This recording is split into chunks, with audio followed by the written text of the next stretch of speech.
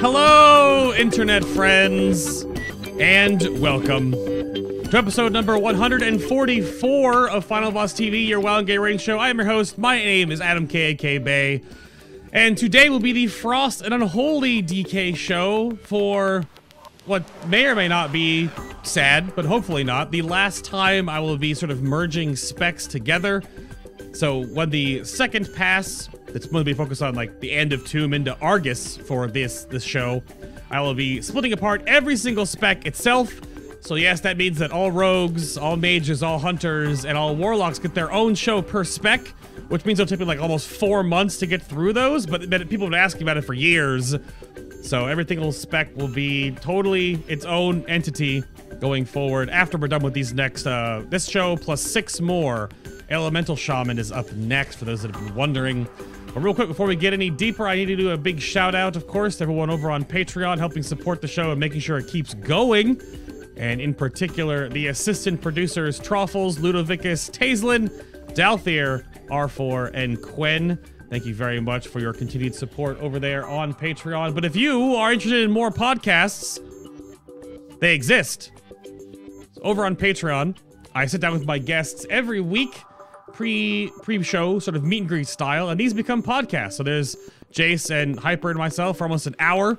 You can just click on the Patreon BTS tag right here, and you can just find all of the past shows. You can follow along on the show notes.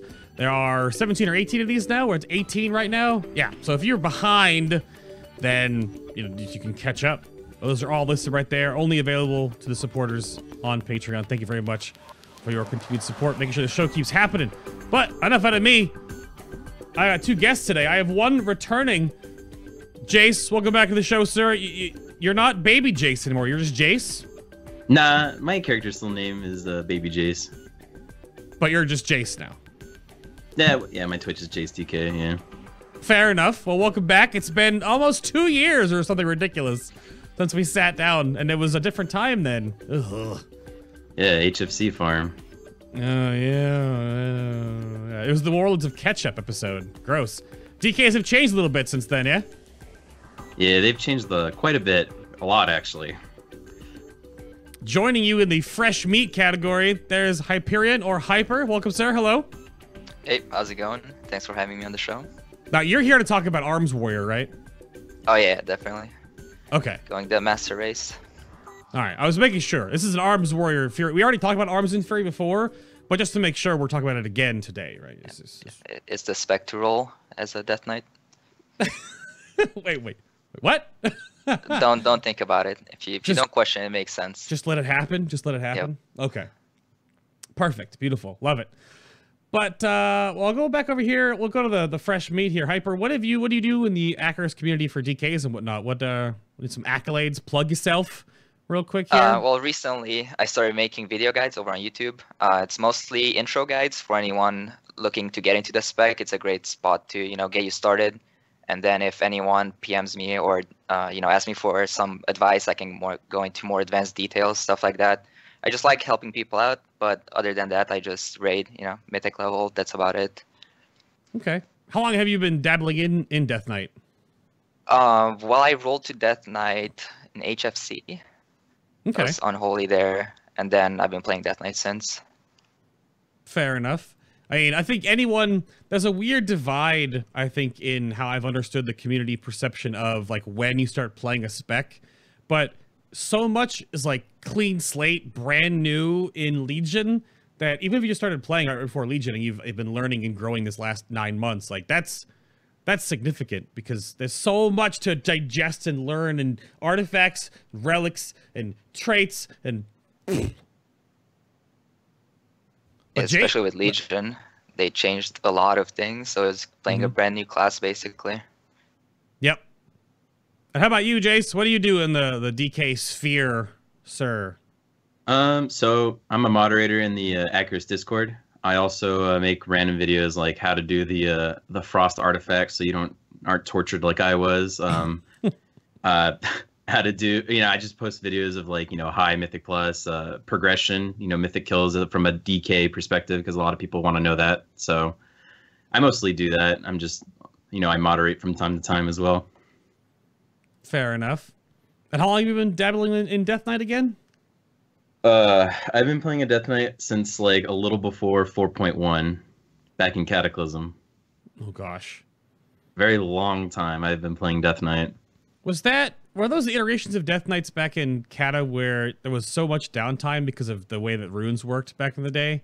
And like your abilities cost runes, and some cost like 2 like runes, and you only could have 1 rune recharging when like no other runes are recharged. Only 1 can recharge at a time, right? So it's just like this terrible weird hit that button. Hit that button. It wasn't like too bad. Button. And it wasn't really much different from it was today. It was a little slower paced if you went like Frost Presence, but everyone back then went Unholy Presence. Like everyone went Unholy Presence. It just was better. Oh yeah, that's right. That's when Presence existed. I totally had blocked that out of my mind. Those are gone. Yeah. Those are definitely very gone. long time ago. And then we have some resources we were trying to figure out. I always want to bring this up on the show, and every time, obviously the Discord is a very prevalent resource as itself right now. Right, so if you need any of the links to any of the Discord channels, you can hit the !guide command in chat, and all the different Discords are available for you on the FinalBossTV channel guide, which also has a lot of other resources built in there, but those are super helpful. But with that, I was going to pinpoint there are certain things that have been created. So you guys have a few things here. We had 2 FAQs that you linked to me, and then Banter made this gigantic spreadsheet. Who wants to walk me through a bit of like this spreadsheet real quick? So Banter basically has been making this gigantic spreadsheet ever since Emerald Nightmare, where he goes over all the different like legendary combinations, all the trinket combinations, all the different like relics, like what's better, how many eye level do you need for it to be better, or all this information.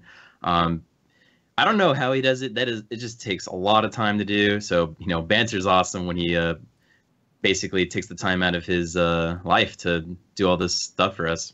You have Unholy SR trinkets. You've got a Frost Breath Sargeras one. Well, the name is broken, I guess, on this one. You've got this huge. You got different combinations here. It's right above where the mouse is the top bar for this. You have a relic charts for all specs, which is just silly. This is not the date on here says that it'll be rolling out by the 25th for 7.2.5 stuff. So this right now is up to date to 7.2. But yeah, all these different Breath of Sargeras keeps going and going and going and going. This is like the back end information, but all you have to worry about is like the graphs and stuff. But these, oh yeah, and then of course the Doge bird of Shibe. Get that off the screen. But these are... I'm trying to read if there's something else that was on this thing. It plugged you in this, Jace. I don't know how much you had to pay for that. I don't actually have to pay anything. He just does it. I actually didn't ask. I didn't even know it was there until like someone brought it up, and I'm like, "What are you talking about?" Because when it comes to stuff like this, like I don't really contribute too much. So I was actually very shocked that I was in there. Yeah, this is wild stuff. But then also, one of you linked one of these, and the other one you linked the other. There are 2 FAQs here. Which one did you toss me the Frost one or the Unholy one, Hyper? Because there's 2 of these. I tossed you the Unholy one. Right. It was linked to me yesterday.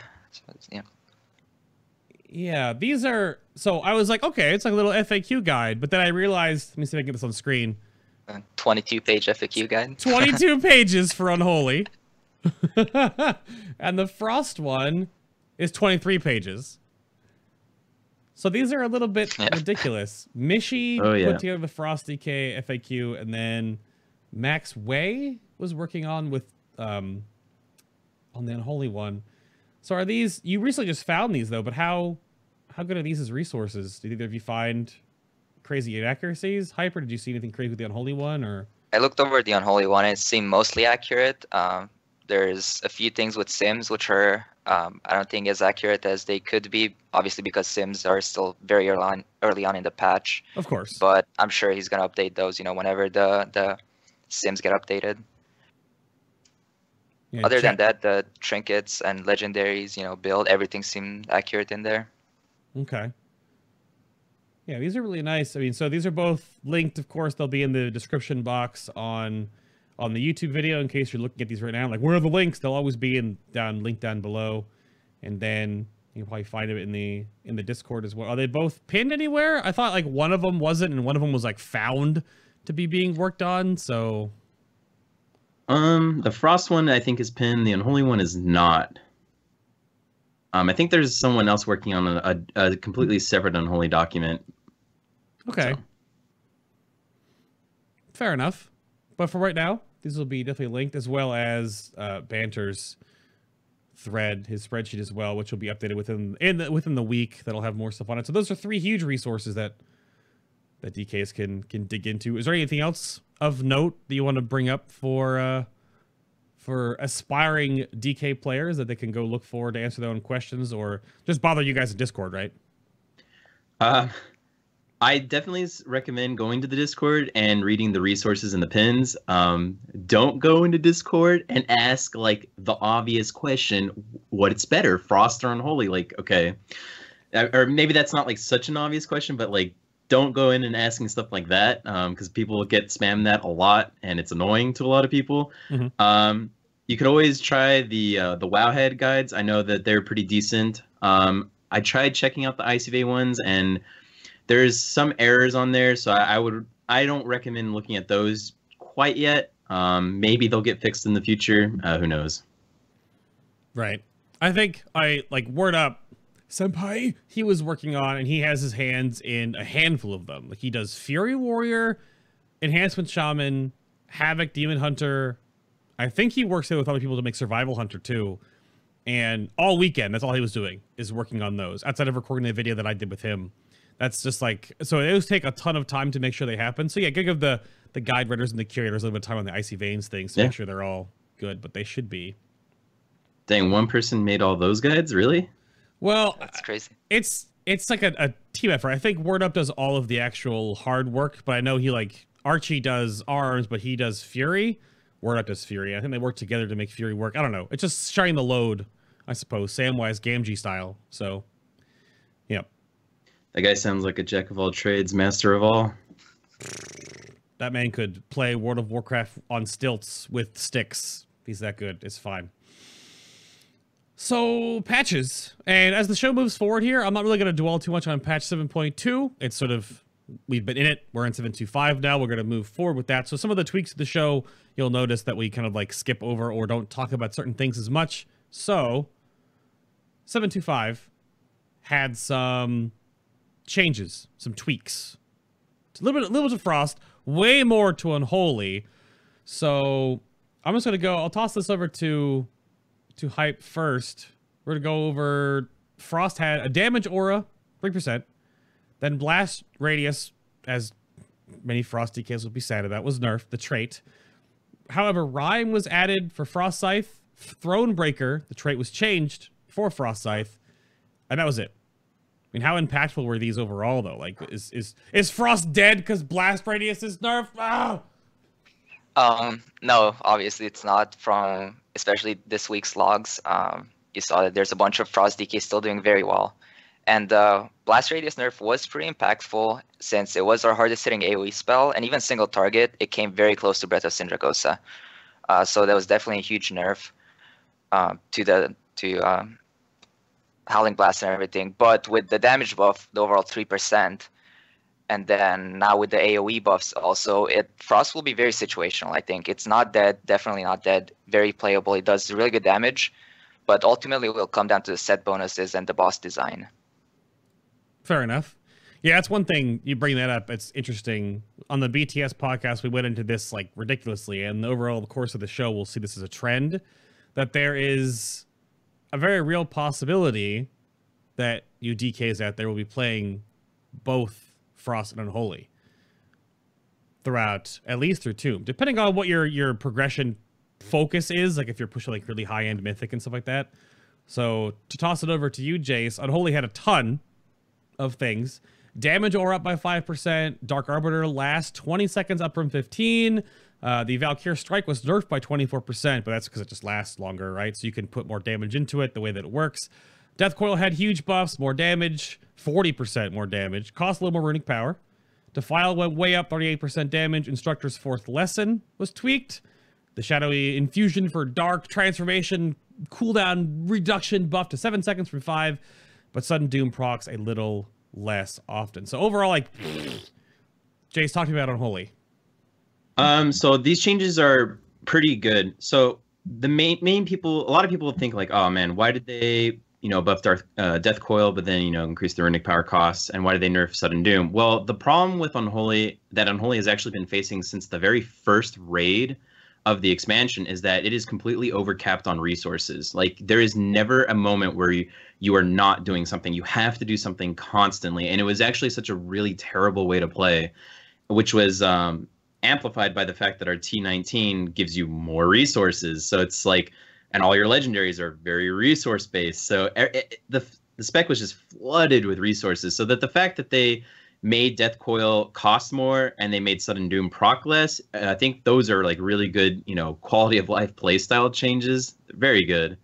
As for all the other damage changes, Unholy needed it. It was just it was getting behind damage wise. So these are all very solid changes, and now Unholy can compete with Frost and maybe even be better on single target.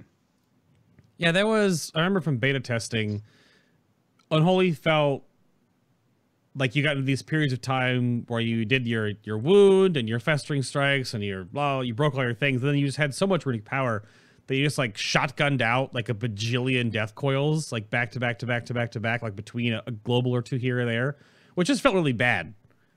It felt, and you had to always hit Sudden Doom when it procced immediately because you don't want to like let it reproc and then you lose one. So the smoothing out of the Death Coil cost and Sudden Doom's proc less feels way better, you'd say? Yeah.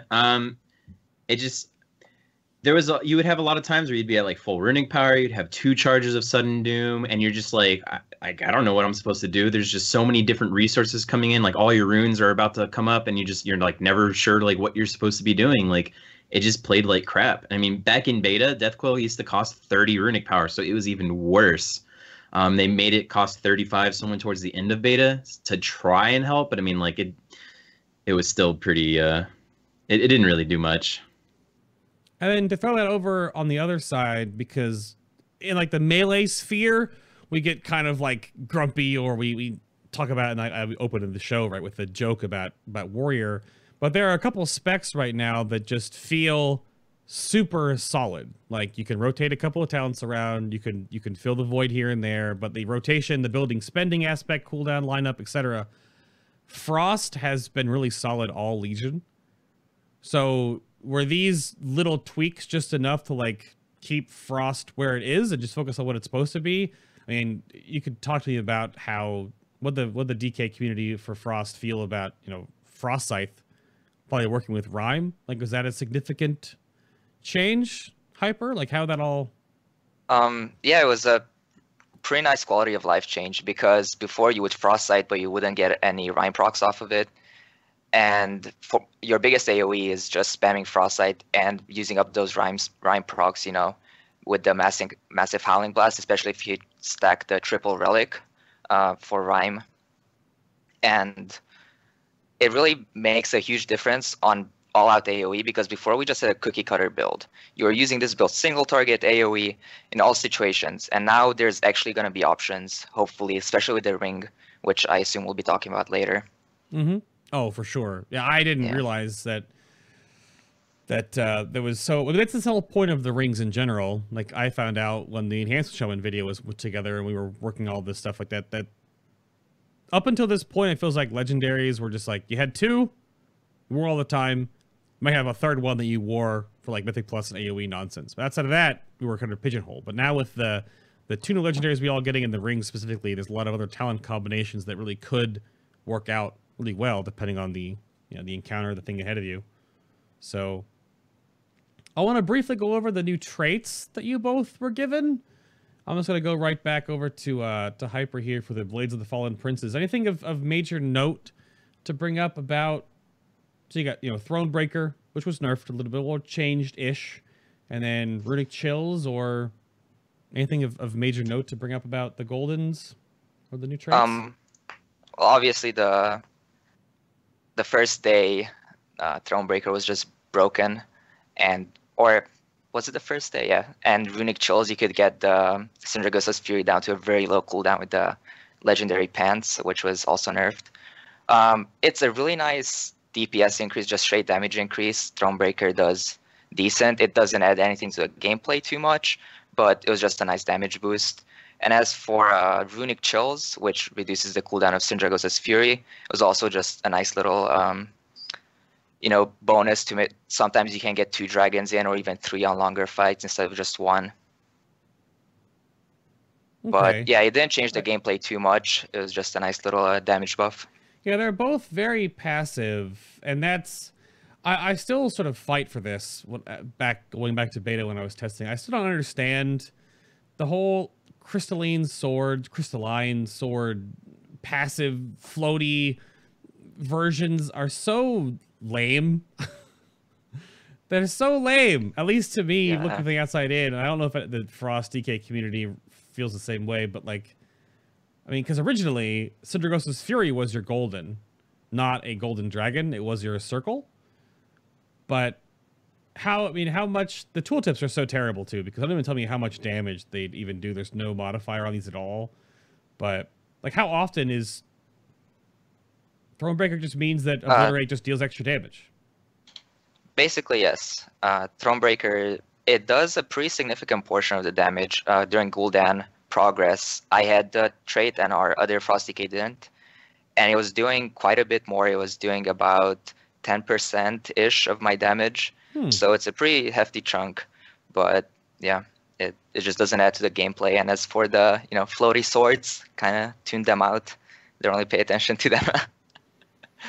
There could have been, because the Blades of the Fallen Prince are reforged pieces of Frostmourne.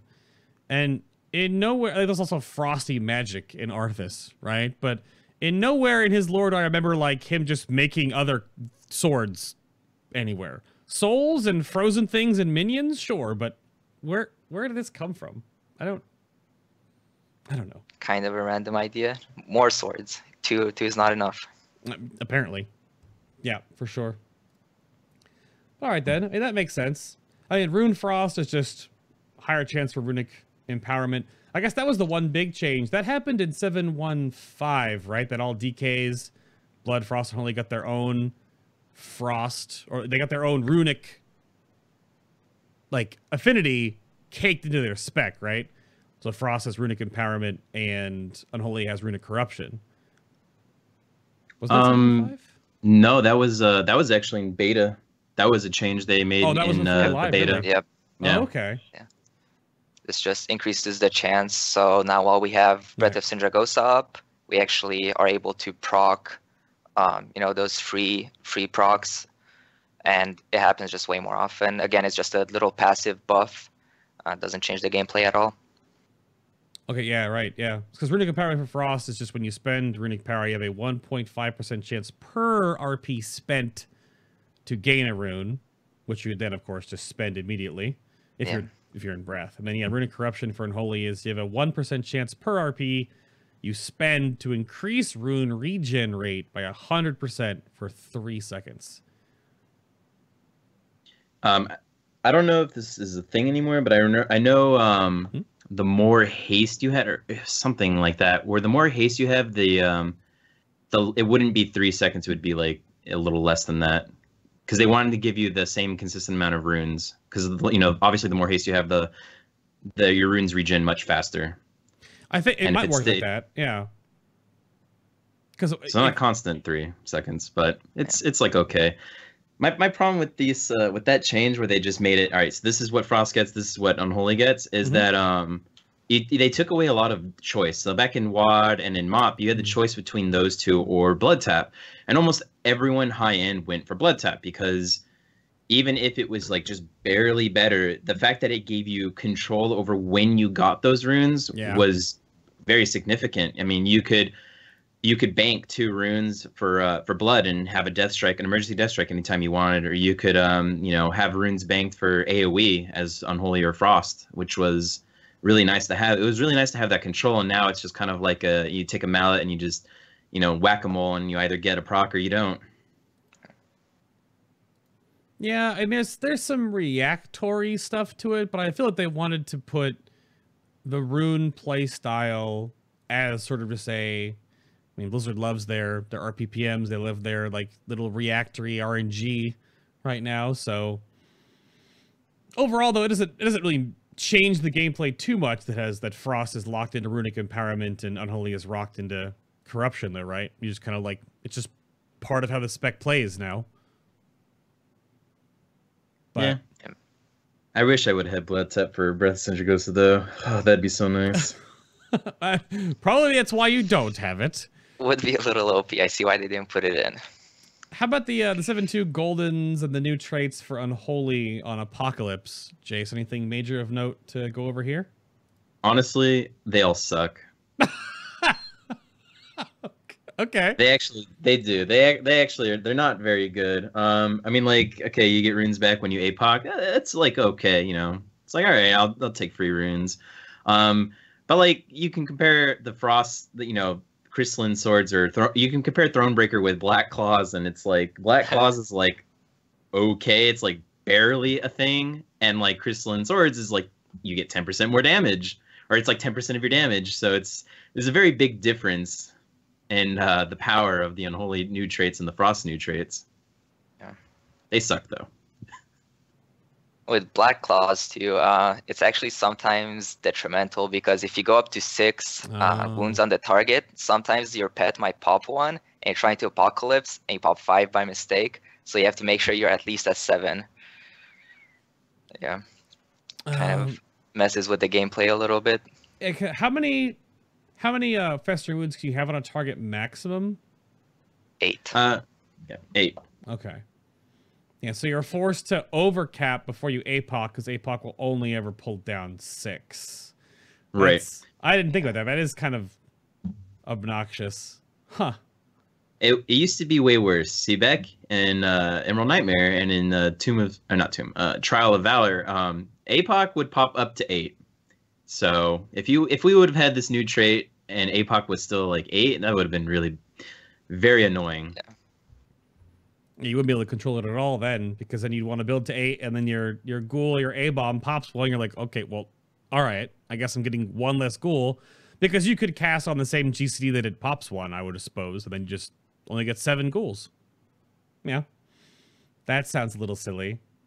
I mean, at least I don't know if these are new. I mean, they're new to the DK, I think, because, I mean, for enhancement, all I got is a rehashed, redesigned Searing Flames from Firelands, which was patched out of the game because it was bad. It's back, though. Yeah. No salt there, of course. I'm fine. It's no salt at all. But fair enough. Both in the FAQs and I believe in your resources, you have, like, at this point, though, again, things we don't need to talk about is you get AK-40 now, like, right off the bat, even on an ult. And leveling up any trait is fine. Just take ones that give you DPS, and then eventually you get your new, you know, you can get Concordance 1 so fast now. It's just not even, there's no, like, leveling guide anymore. And then even when you get 26 for free on a new character, and 26 to 40 is, like, 3.5 hours per AK now, it's just, there's no reason to have leveling guides for traits anymore. Just take them. Yeah.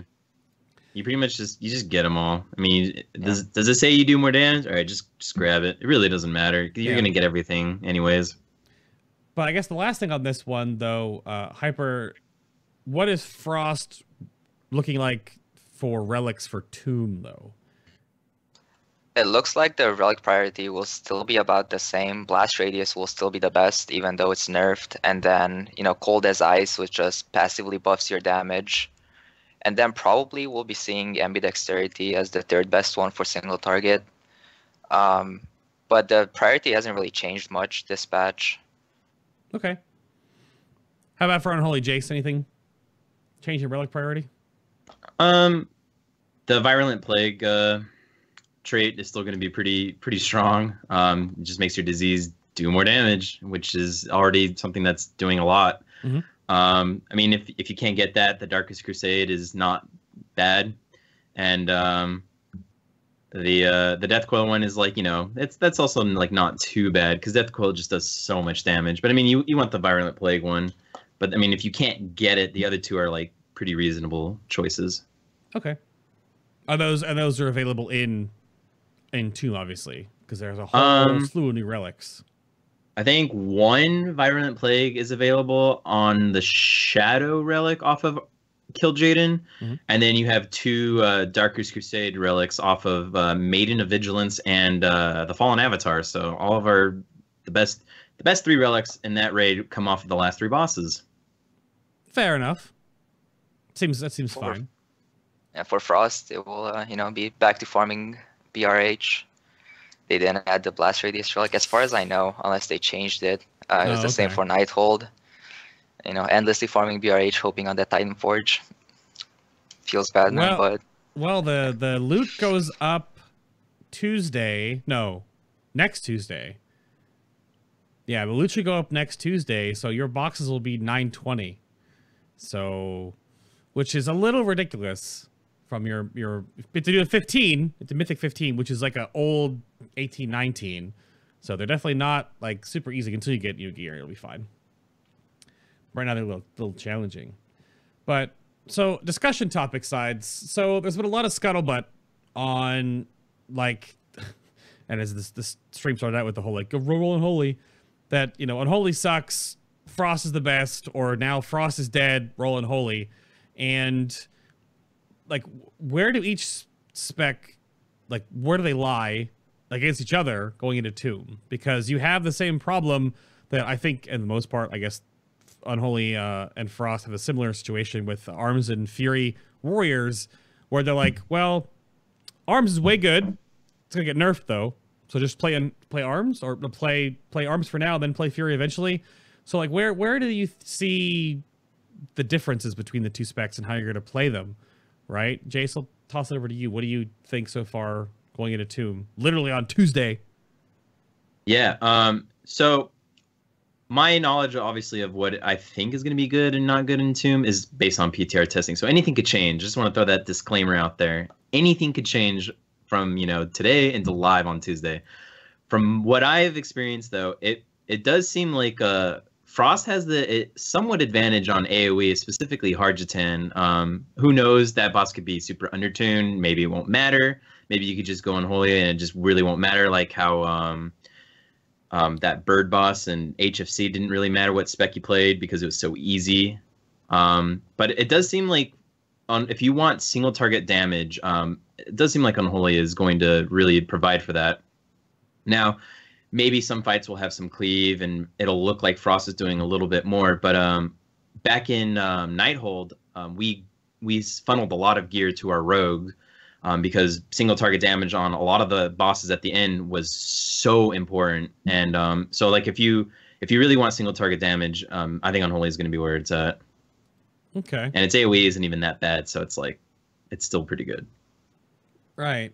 And then to turn that over to Hyper, then, was Frost only so good before now in Nighthold because of all the nonsensical, like 7 of 10 bosses, like, oh look, there are ads, AoE them, and just because of the prevalence of Breath of Syndragosa, did that like pull, like Breath of Syndragosa to Frost was the Draft of Souls to Fury, but yeah, that's always tweaked a little bit. It definitely boosted Frost a little bit. Unholy obviously had the playstyle issues, but Frost with the trait, obviously if you stack the triple relic, that was doing huge AoE damage. So even though Breath of Syndragosa was a major part of our damage, in AoE most of it came from Howling Blast actually, because Breath of Syndragosa obviously get diminishing returns on anything over 3 targets. Even at 3 targets it splits, and then anything over that you just start losing some damage. Obviously it's still doing a lot, but yeah, a lot of Unholy's or Frost strength came from the big AoE. And looking at boss designs in Tomb of Sargeras, it looks like there's going to be quite a few ad fights where you can cleave quite a bit. So I think that's where Frost's strength will come from mostly. Okay. Yeah, there's a few. There's like, I would say there's like 2.5 bosses, especially in Mythic, that are very... Blizzard was like, how do they make this fight more difficult? Well, throw some ads in there. All right, some ads. You know, that's because there are fights that don't have ads, like Demonic Inquisition and Heroic and Normal. They don't have ads. And Mythic is like, here are some ads. So that changes things, for Mythic anyway. Yeah. But I guess the one big pink elephant in the room that still exists for DKs in general, and then, of course, with Tomb and new boss fights and not knowing all the muscle memory for them all, I've learned that is... This M word, mobility. Oh, mobility. How is it being? Let's talk a little bit about being King Leoric.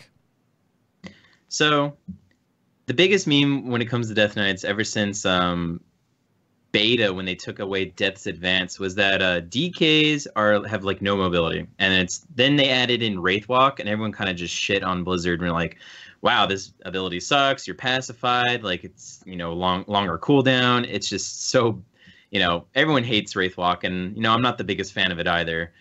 But in all honesty, during my time of progression, I haven't really felt like, man, I really wish I had mobility. It just hasn't really been the case, and I feel like it's just with smart placement, it's just not really a problem. It's only a problem if you wait to the very last second to get off the bridge on Crosis because you don't have Fell Dash like or Fell Rush like a Demon Hunter has. But I mean, it's really not too big of a deal. Saying that though, in Mythic Plus, it sucks. It actually is really bad in Mythic Plus. It's very noticeable there. But I am generally the tank in Mythic Plus, so it doesn't really bother me as much because I'm the one who pulls. So...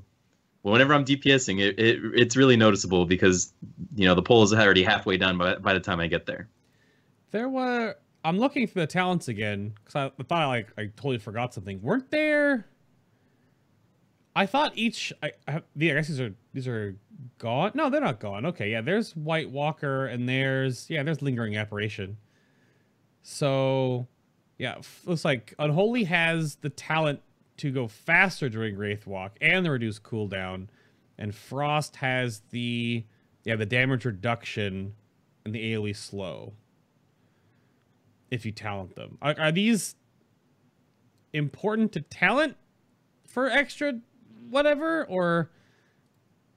For Frost, you don't use it because you're losing survivability, basically. Right. If you look at the other talent, it's Permafrost, yep, which just applies a shield to you. It's kind of like having a mini Pride, as you know.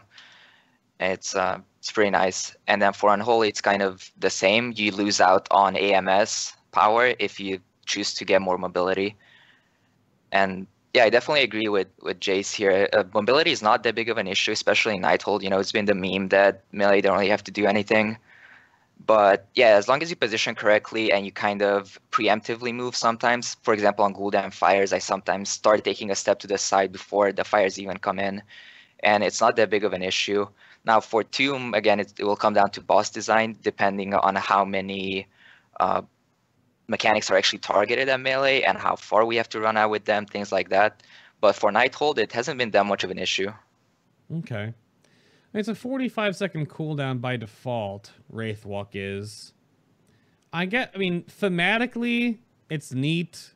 The King Leoric joke is just mostly just poking fun, but you literally are. You hold your weapon. Well, the holding weapon over the shoulder thing is kind of a... Do your frost weapons still, like, fly out of your hand a little bit to go over your shoulder when you do it? Because that is just a graphical bug, but it still looks stupid. But I'm usually too zoomed out to actually see it. That's fair. But then on the Blood show, I was gonna say, you have to glyph this thing so you don't float because you get stuck on things. Yeah, stairs, man. Yeah, you have to glyph it. It's like mandatory. It's a mandatory glyph because you actually get stuck on everything. It's so annoying. I I will say this though, as far as the Unholy Wraithwalk talent that lowers the cooldown, there are certain fights where that is worth way more than a little more running power on AMS. And the fight that most comes to mind is Helia. Having the ability to Wraithwalk every set of orbs when they're being shotgunned out and they were lasting, you know, really long time before they were nerfed was a big deal because those orbs were very deadly. Yeah. You also, okay, the other thing is chat talks about the Wraithwalk glyph. Because it pushes you up in the air unglyphed, you get stuck on doors. You get stuck on everything, man. It's the worst. You get stuck on stairs. You get stuck on little pebbles on the ground. It's the worst. It's so funny. That's a good point, though. I wonder where that'll come in again with the fights. Like, I wonder how Maiden will feel for the slower mobility classes because the fight on Mythic, because you have to soak every orb on Mythic. Like, you have to soak every orb. I wonder if there'll be strats where, like, the slower DPS classes have to hang back and, like, play goalie and then, like, slowly move up, and the faster classes, like, zip through, grab their orbs, and get back to the boss. Because there is a very real separation of who and what specs are going to be way faster or more mobile than others. So, which could be a good thing, you know, play goalie. So, I actually have very relevant experience with this because I did Maiden testing recently. They actually removed that mechanic, or it wasn't. If it's still there, it was not working, and we couldn't find it anywhere in the dungeon journal anymore. So we're pretty sure that this mechanic is removed. And if that's the case, the way you're going to do it is you're going to just be stacked with your big group, and you're just going to be eating orbs as they come in, you know. And 10 stacks doesn't really seem like too big of a deal. However, if that mechanic does come back, then you know. We'll have to reevaluate. But as far as we could tell, it was not working, or it wasn't there, and it wasn't in the dungeon journal anymore.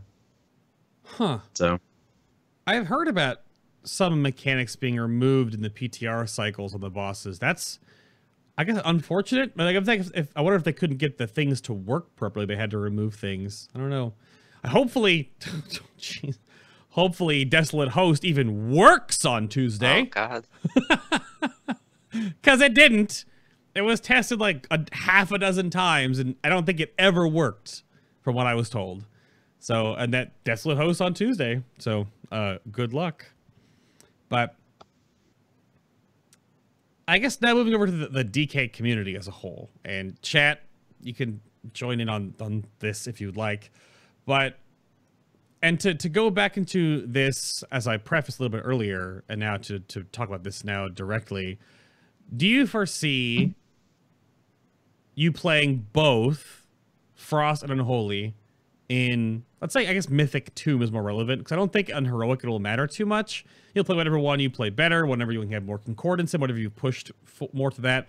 But, well, I guess speaking to concordance, Hyper, are you still saving all your AP? Have you dunked it into a spec yet? I used it up.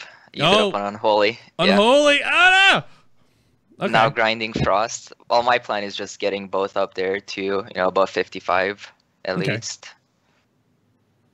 All right, that's fair. Yeah. But I guess that the whole swapping thing. Do you either of you foresee yourself actually swapping? I'll just stay with Hyper on this one. Yeah. Yeah, I definitely do. And this is the first raid where it might actually happen because previously, right, we had Legendaries and which play a huge impact for every spec. And in Emerald Nightmare, you had probably 2 Legendaries on progress. 1 Legendary, it depends on how lucky you got.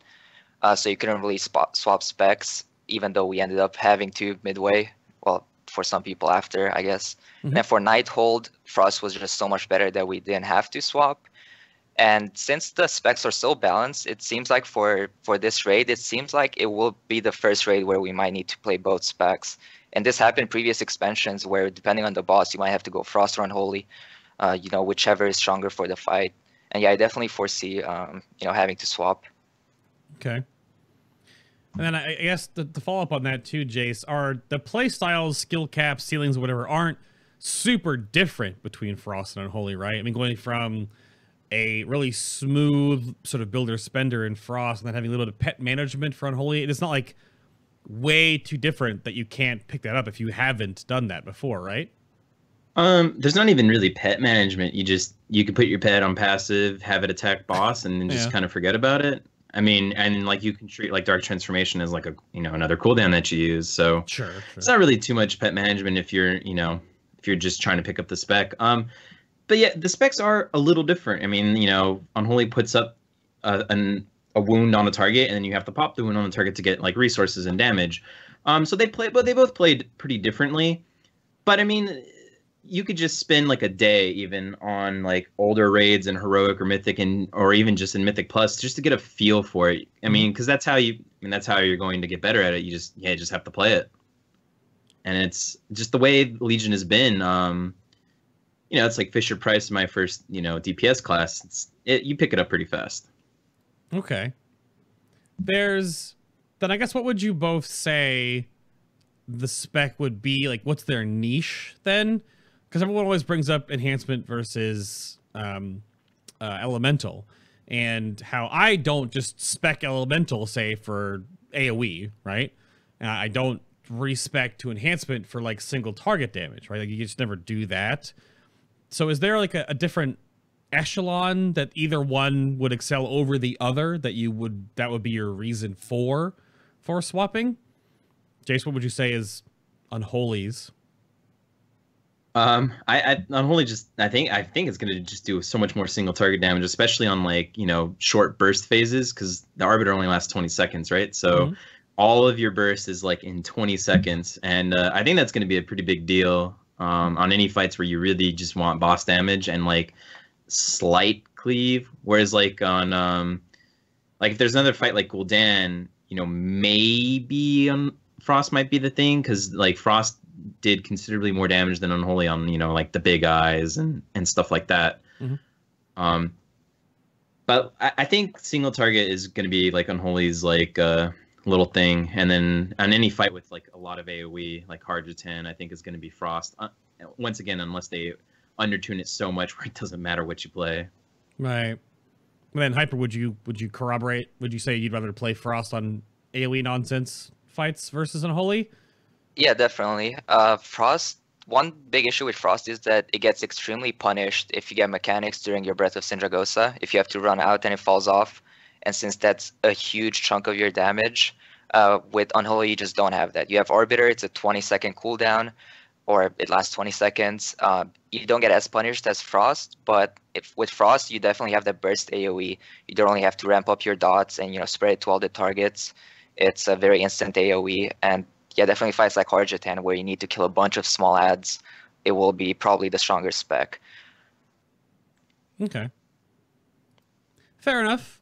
I guess it's very different. I don't have that. I don't have a spec that I play in that regard. My main ult's Havoc. Havoc just like maybe moves a talent to do that right now, basically. So there's not really a huge difference in playstyle. You just either stop hitting this button or hit that button. That's all it really changes.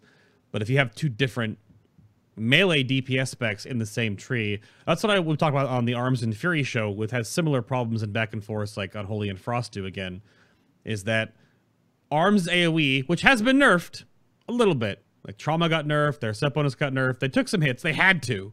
They were way too strong. It looked like the best for everything. Single target, AoE, execute, cleave, everything. So that becomes a problem where you just want to play only one spec. It's a demonology problem in HFC again. Like, why play any other range DPS? Just play demonology Warlock. And that becomes an issue. So it's good to hear it's not as much of the case with Frost and Unholy. But I guess, are there any bugs or tomfoolery problems, bits, issues with anything? I think we only had one to really bring up. Jace, you want to talk about Derp Arbiter? So yeah, the Dark Arbiter sometimes comes out and just doesn't do anything. And apparently from what Banter has told me, because I talked to him about this last night, it's like little things that make it, you know, that delay it by like 0.5 seconds. And like all these little things add up to, you know, a significant amount of the time. Like apparently if you summon the Arbiter and she comes down on, you know, ground that is lower than where your character is, and it takes her like a half a second to like do her thing. And there's like a lot of these like little things that can like add up, and it's stuff that you don't really control. So it just sucks when your Arbiter doesn't do anything for the first 3 seconds or whatever. Yeah. But that's the only thing. I think in the FAQ, there was something else that was posted here. Let me go look. Let me go back up to the top of this gigantic document. Oh, I messed. There we go. Transferring a character sometimes can cause rune forges to be removed. So double check your rune forges. That happened to me when I transferred. I was on Starauger, and I checked. I was like, I'm not proccing anything. Where's my unholy strength? Entire fight without the proc. I check my weapon. It's not there. Okay. So that is a real thing. That's a real thing. All right. Completely forgot about that. Oh yeah, that's actually a thing. So someone actually apped to my guild. I'm not gonna name names, but they apped, and I was wondering, I'm like, why is your damage so low? Like, I don't understand. Uh-oh. And I eventually saw that their weapon enchant was missing, and it was just like, oh boy, bud, like you did all of Gul'dan progression with no weapon enchant, and you killed it without a weapon enchant. It's like that's not good, bud. Like, how are you not tracking that? You should have noticed sometime in the 200 pulls you did. That's a weird one because DK still have rune forges, which I guess that you are sort of balanced around it because no one else has weapon enchants in the whole game. Well, we all do now. Concordance of Legion Fall is technically just a weapon enchant, but it's still a very flavorful thing to have Unholy Strength and then Glyph of Razor Ice. Is that what you use on your offhand for Frost or your main hand? I forgot what you do with it. Yeah, it's Razor Ice on the offhand. Okay. Yeah. I would actually put it on the main hand. Or main hand, sorry. Yeah. Oh, that's right. Hand. Okay. If you ever use the Frost Scythe, Frost Scythe will proc Razor Ice on everything you hit, but only if it's on your main hand. Ooh. Yeah. Okay, so main hand Razor Ice, offhand Unholy Strength, or yeah. Okay. Mage Tower Challenge is a thing. I'm sorry, Jace. We have to talk about this. God. We have to talk about this. Well, I'll go to Hyper first on this. What do you think of the two? You've done both Frost and Unholy, right? So Frost gets Archmage Xylem, closing the eye, and Unholy gets the Impossible Foe, which is Agatha. Hyper, what'd you think of the two Mage Tower challenges? I honestly like them. Obviously, there was some issues with them, and I did it the very first day when it came out, in the first few hours. So a lot of the little tricks that exist now I wasn't aware of. Obviously, using defensive legendaries in the first few phases was huge. I didn't have either defensive legendary, Prioritization, or the cloak. Actually, I might have used the cloak. And then in the second phase, which is a burst phase, you can actually swap legendaries because there's a little off time. So you can just swap into your DPS legendaries, and because the last phase it's all about DPS, you take basically no damage. But I thought it was fun. Obviously, there were some frustrations with lack of mobility and the little mirror phase where you had to chase the boss down. Other than that, I enjoyed it a lot. The Unholy one was significantly easier. I was much lower eye level on my DK when I did it, and it took me way less pulls. And at that point, I haven't played my Unholy spec in probably months because, in EN I swapped. I really like them. The only issue with it was how dependent on Legendary it was for Frost in the first phase. What about, you have a different experience with the Mage Tower challenges, Jace. You want to... So, I did the Frost DK Mage Challenge tower, the second it opened. So there was no guides out. There's nothing out. Everything that I experienced, I was one of the people experiencing it for the first time. Looking back, it was awful. It was actually just horrifically bad. That challenge was so hard. And what was sad about it was if you had Prioritization, it became like a trillion times easier, which was really sad that one legendary made that big of a difference. And I guess the reason why it was so hard for a lot of people is that it's a really big shift of what you want to do. So when you're in raid or in dungeons where you're just trying to do as much damage as you can, you're hitting all your buttons that do damage, and you're not really too concerned about survivability for the most part because you got healers to back you up. Well, in this one, you basically take Frost Strike off your bars and you just spam Death Strike with your runic power because you are desperately trying to not die. Oh God. Yeah.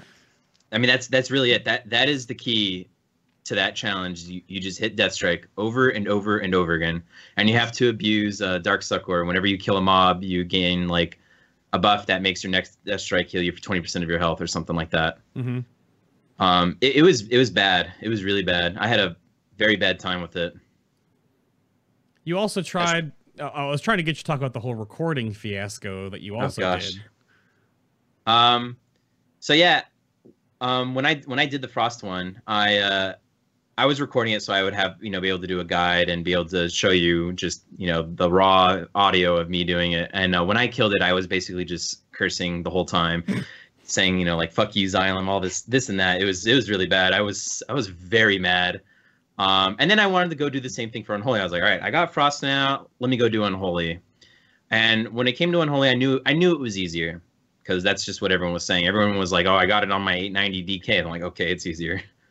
And so I wasn't recording at first because I didn't want to. I was like, okay, I just want to give it a couple shots, see how it goes, and then, start recording, and then, I'll make a guide for that. And I killed the Unholy one on my second try, and I was just so mad that I two-shot it, and it was just kind of like, it just happened, and I was like, this is so dumb. Right.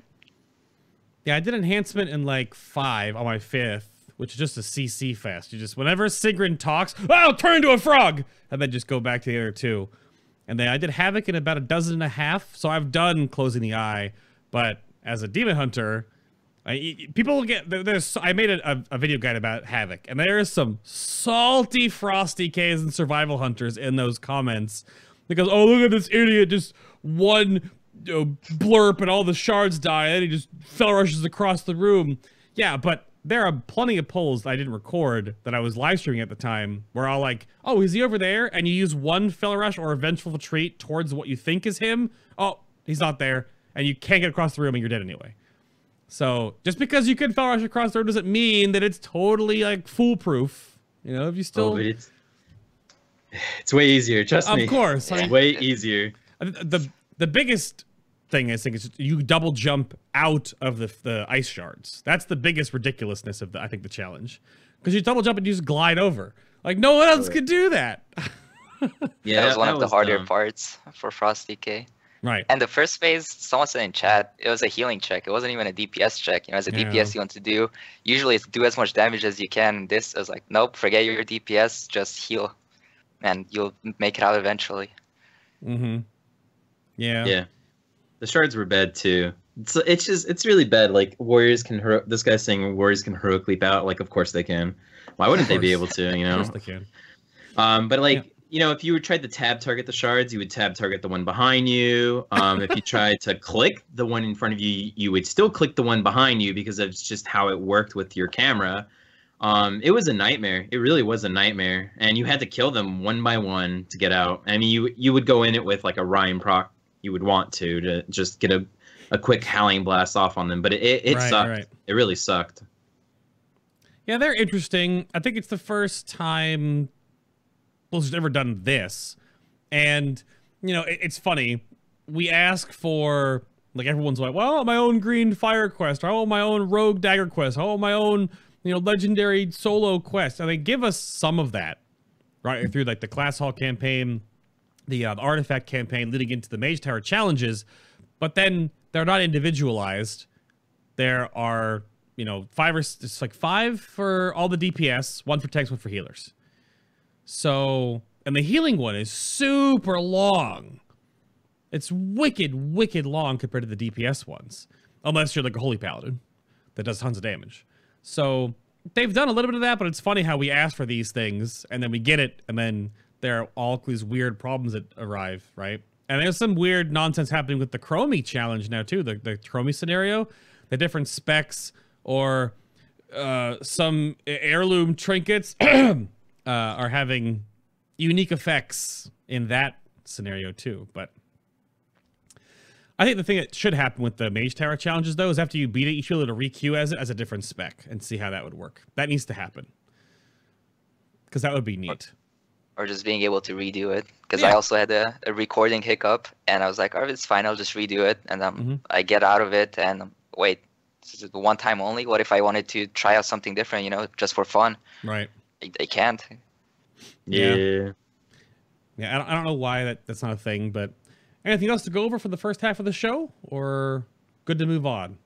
Well, I just wanted to mention something about the Frost challenge. So like, while I was really mad about it and how hard it was, I wouldn't have actually minded if, I'm okay with it being hard. The thing that really got me was that while this was so hard, there was like monks two-shotting their challenges, assassination rogues two-shotting their challenges.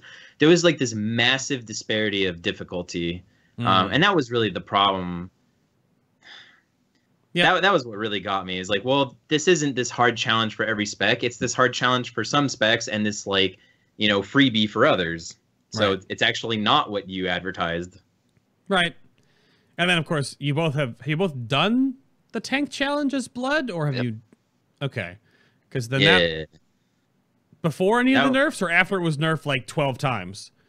So I did it after they did the first big pass of nerfs. Okay. However, I did get it on the previous Mage Tower before those nerfs. The problem was, though, is that when he went into the middle to do his stupid animation thing before he died, he despawned. And that was apparently a really big thing happening. And I don't actually remember any time in this game where I was more mad than at that time. And I basically just picked up the mouse, I threw it at the wall, and I just walked out the room. I was very mad. Yep. I got it sub 1% pre-nerf, and it just pissed me off because, you know, you get knocked off the platform, and as a DK, there's nothing you can do about it. And then I got it on my first try after they nerfed it. But there was also a weird bug with that one where sometimes you start the event, you pay the shards, and it wouldn't start. So for me, that was the only bug I noticed. Yeah. Yep. They're weird, but fair enough. I haven't done any others yet. So I haven't done Agatha yet. I haven't done the healing challenge yet. I just haven't really felt like I've wanted to like try the other ones because I know they're all going to be way more different because they're not on my main or my main ult that I have the most muscle memory on and the most like, you know, understanding. So I don't want to just get like frustrated for no reason. Like, oh, my overload chainlightning didn't proc. I didn't kill the imps. Oh, I'm dead. Right? And one of my subs said that's like the Outlaw Rogue challenge. If you don't get a 6 roll at this point, you're dead. So like, oh no 6 roll. Oh, I'm dead. So it happens, but fair enough. Enough out of that for the first half of the show. Time to plug some things and have me talk at your faces for a couple of minutes here real quick. And of course, middle of the show, again, thank everyone on Patreon for supporting the show and keeping it going. This is what I do now. The show and the live streams and the YouTube side content stuff, that's what I do. I worked at Florida Hospital for almost 4 years. Now I'm all yours, internet. But don't make it awkward, all right? Just let it happen. But again, thank you very much everyone supporting the show. And if you are interested in more podcasts, I have basically doubled my workload, and there are more podcasts on Patreon. These are the BTS sort of meet and greet podcasts. They are listed right here. They're all tagged Patreon BTS. You can click on these and find all of them. There are 18 right now. You can also follow along with the show notes if you're interested in seeing how the shows are put together. These are, of course, listed all on my Patreon page, linked down below or in the video description box. Additionally, if you've missed any of the past shows, you can go find them all on the YouTube channel. These are all listed here in years. The seasons are sort of like a year. So this is a 2017 season, 2016, 2015, 2014, all the way back to 2013. You can go back to some really old shows that are probably hyper cringeworthy at this point, if I'm not already. You know, that's all the YouTube comments ever tell me. But there are some great nuggets in all of these. You can go check out all the specials we've had over the years if you haven't seen many of the past shows, and listen to all the nonsense that happens there if you'd like. You can also check out the show on iTunes, Stitcher, and Google Play Music. Just search for Final Boss TV. You can find those all, and you can add it to your RSS feed. Listen to the audio-only versions on FinalBossTV, which is being reworked. You can also listen to the audio-only versions there as well. Or if you'd like to support the show in a more physical way, you can do so. We have an official apparel shop hosted by Design by Humans. These are shirts, hoodies, tank tops, sweatshirts, tees, etc. that have been put together by some amazingly talented artists. I have of course, there'll be another Kill Jaden. There'll be another like world first shirt. We did the Exorcist one. We have the 2 Method ones. We have the other Exorcist shirt. Tutron and I will be working on the Kill Jaden world first shirt, sort of commemorating the moment. And going from there, there's all the little Fabelina Final Boss t-shirts, the little Final Bosses. Those are all there as well. And these could go to support the show and keep me doing what I'm doing, keep me interviewing these nerds, and keep all these shows and podcasts going into your face and your ear. But that's enough out of me. Let's talk about stats. You ready? Stat time. Let's do it. Don't be so excited. Are you? Oh, the math is always the most fun. Well, yeah. So let's talk a little bit about, so stats, legendaries, talents, artifacts, all this good stuff. So what do Unholy and Frost want to prioritize for secondary stats? Hyper, let's go to you first. For Frost Decay, it's actually a unique class because you don't care too much about what secondary stats you have. Right, you have to be in a balance. You don't want to overstack something and then have very little of something else. But as long as you're in a general balance, so a lot of people say that over 20% haste is kind of like the feels good point where the spec plays nice. But other than that, crit, haste, versatility, and they're all good in slightly different situations. You can obviously stack something if you're looking to get more single target damage out, or if you're looking to get more AoE damage out. But yeah, Frost is one of those specs where it doesn't matter too much because strength is just so strong. Everything you have scales very well with strength. And as long as your other secondary stats are in balance, you should be fine. And if you're not looking to min-max, so obviously for single target or for AoE fights, you want to stack a little bit more mastery because you're just doing so many Howling Blasts. And for single target, you want a little bit more crit, haste, or versatility. But yeah, it's kind of a weird thing where as long as you're in balance, you're fine.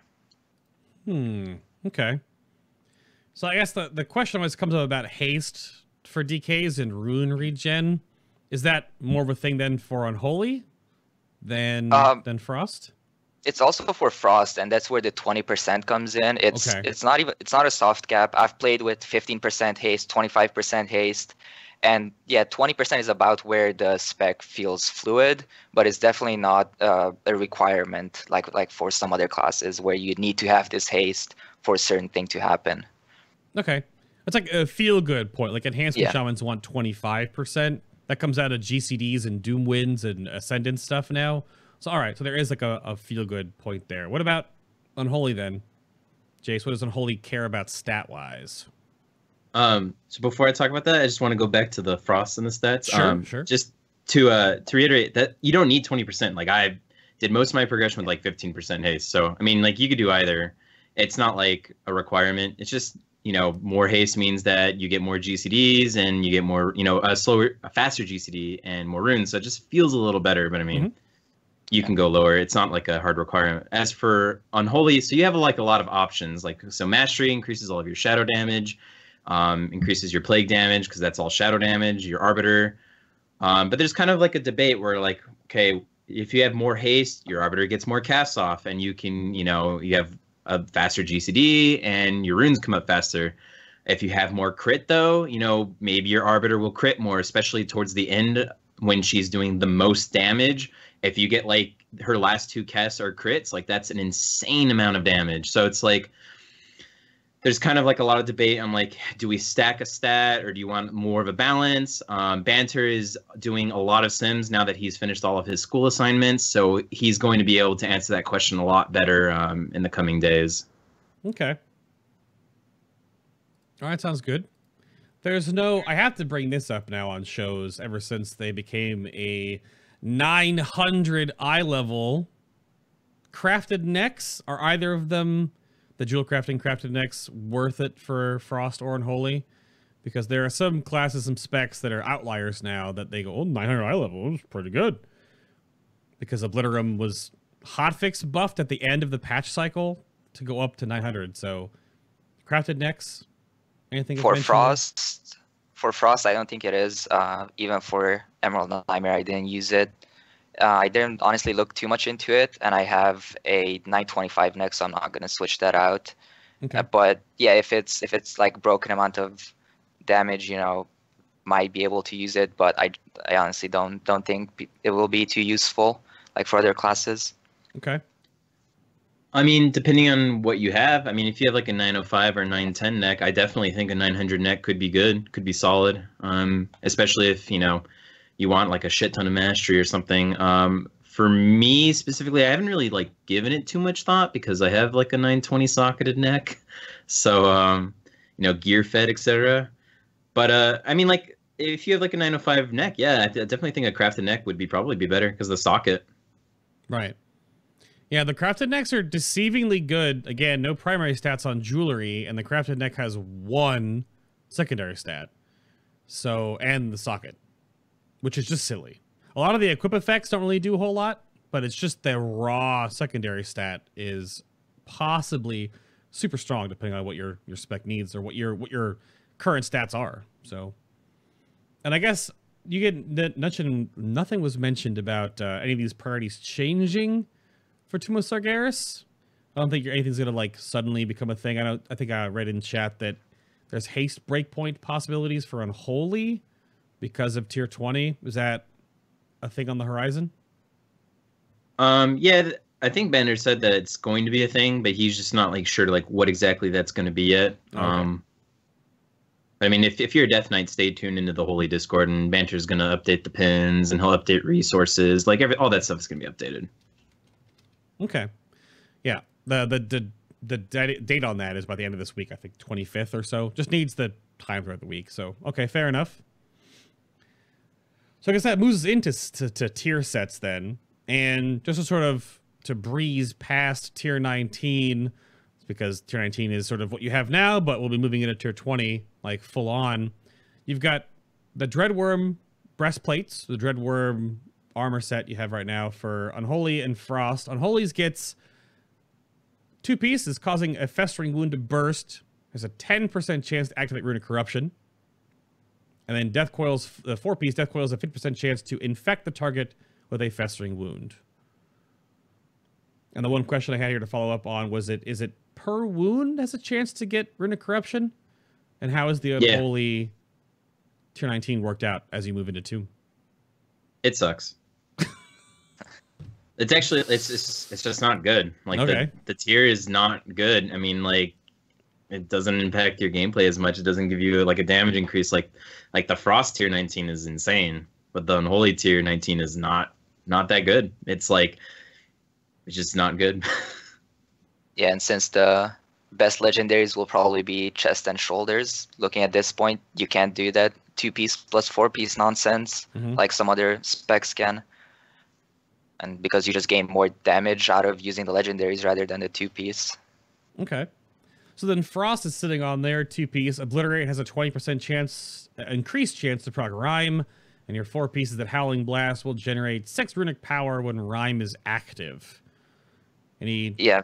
So this was very good working together. If you only had the 2-piece, it felt kind of weird because you got all these Rhyme procs, and when you use Howling Blast, you didn't actually get any runic powers, so you were running the risk of Breath of Sindragosa falling off. But once you got the 4-piece, they work very well together. And I actually agree with this nerf. It was just very, very powerful because even in Tomb... Okay. Okay, sorry about that. So even in Tomb, fine, you know, looking at the 4-piece, it might not be that strong. So people that had really high Titan Forge might or maybe looking at just using the 4-piece from Nighthold, but with this nerf, it will probably move on to just using the Tomb pieces. Yeah, what did the runic power used to be? It used to be more, you said, right? Or yeah, it used to be 8, and they nerfed it down to 6. Okay. So, yeah. So it doesn't give enough to worry about holding it any longer. Because that was the follow-up question, if there's any 2-piece or 4-piece nonsense with either Unholy or Frost. No? With Frost, you might be able to, because the best legendaries will probably be either Belt and Ring or the Bracers and the Ring. So you have all 6 tier slots open. So if you have a high enough eye level tier piece, you might be able to use it together with the 4-piece. But again, if you get it like a ridiculous Titan Forge out of Tomb, where just a regular piece might beat out the 2-piece damage. But yeah, we'll see how that works out. Okay, and nothing for Unholy then, Jace?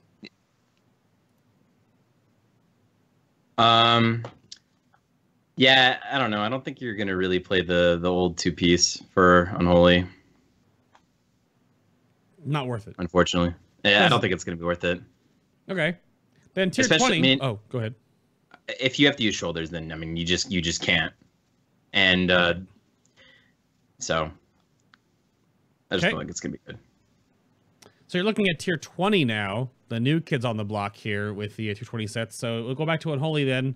So your two pieces that each ghoul summoned by Army of the Dead will increase your damage dealt by 15% for 3 seconds. The duration will extend, but does not stack. And your 4 pieces, each rune you spend will reduce the cooldown of Army of the Dead by 6 seconds. And I had 2 follow-up questions on that one. So what's the max duration you can get on the ghoul damage 50% overall buff? And then how much, like, what is Army's cooldown then with the 4-piece? These both seem pretty good compared to tier 19, yeah? Yeah, they're actually like way better than tier 19. This is actually a very solid tier that I'm excited for, because like I said, Unholy's tier 19 is just trash. And so this is actually something that can impact your damage. As far as the maximum amount of time, like you get 8 ghouls from Army, 6 ghouls from APOC, so it's like 40 something seconds. That's the max, but it's highly unlikely you're going to get that, because, you know, you're going to Army on the pole or whatever, and then you're going to APOC a little bit later. So, I mean, you won't get, you know, the full, you know, duration, but it'll still be enough to go over your entire Arbiter use. The one thing that is kind of lame, though, is that we're not sure if this is intended or not, but it only affects your damage. It doesn't affect your pets or your guardians. So we're kind of like, is it not supposed to affect them? Because that would be kind of lame. But if it does, if it's supposed to affect them, then they make it affect them, that's going to be really good. Okay. And what kind of cooldown does Army of the Dead look like as you spend runes throughout each cooldown then? I think on PTR testing, and this is like a more realistic test than, you know, sitting on a dummy, because there's times when you're off a boss. I was getting around like maybe like 2 minutes 30 seconds, maybe a little more, maybe less if I had like super good RNG and, you know, a lot of runic corruptions and a lot of runes coming up. But I mean, like, it's not likely that your RNG is that good. Okay. Yeah, I think Hyper, you posted, we had some notes that just like last minute you came through. Yeah, you said, yeah, to about 3 minutes on the tier 20. It's going to be the average cooldown depending on how good your rune management and how many mechanics you have to deal with. Right. That seems worth it. But I'll bring the tier set up here in the background now. But is there any, like you were talking about, oh, yeah, Chet said it'll always extend the duration anyway. Even if you APOC with 30 seconds left, it'll just extend it more. Okay, so there's no like refresh shenanigans there. It just adds the time by 3 seconds per ghoul that gets summoned, regardless of when, as long as the buff is rolling, huh? Okay.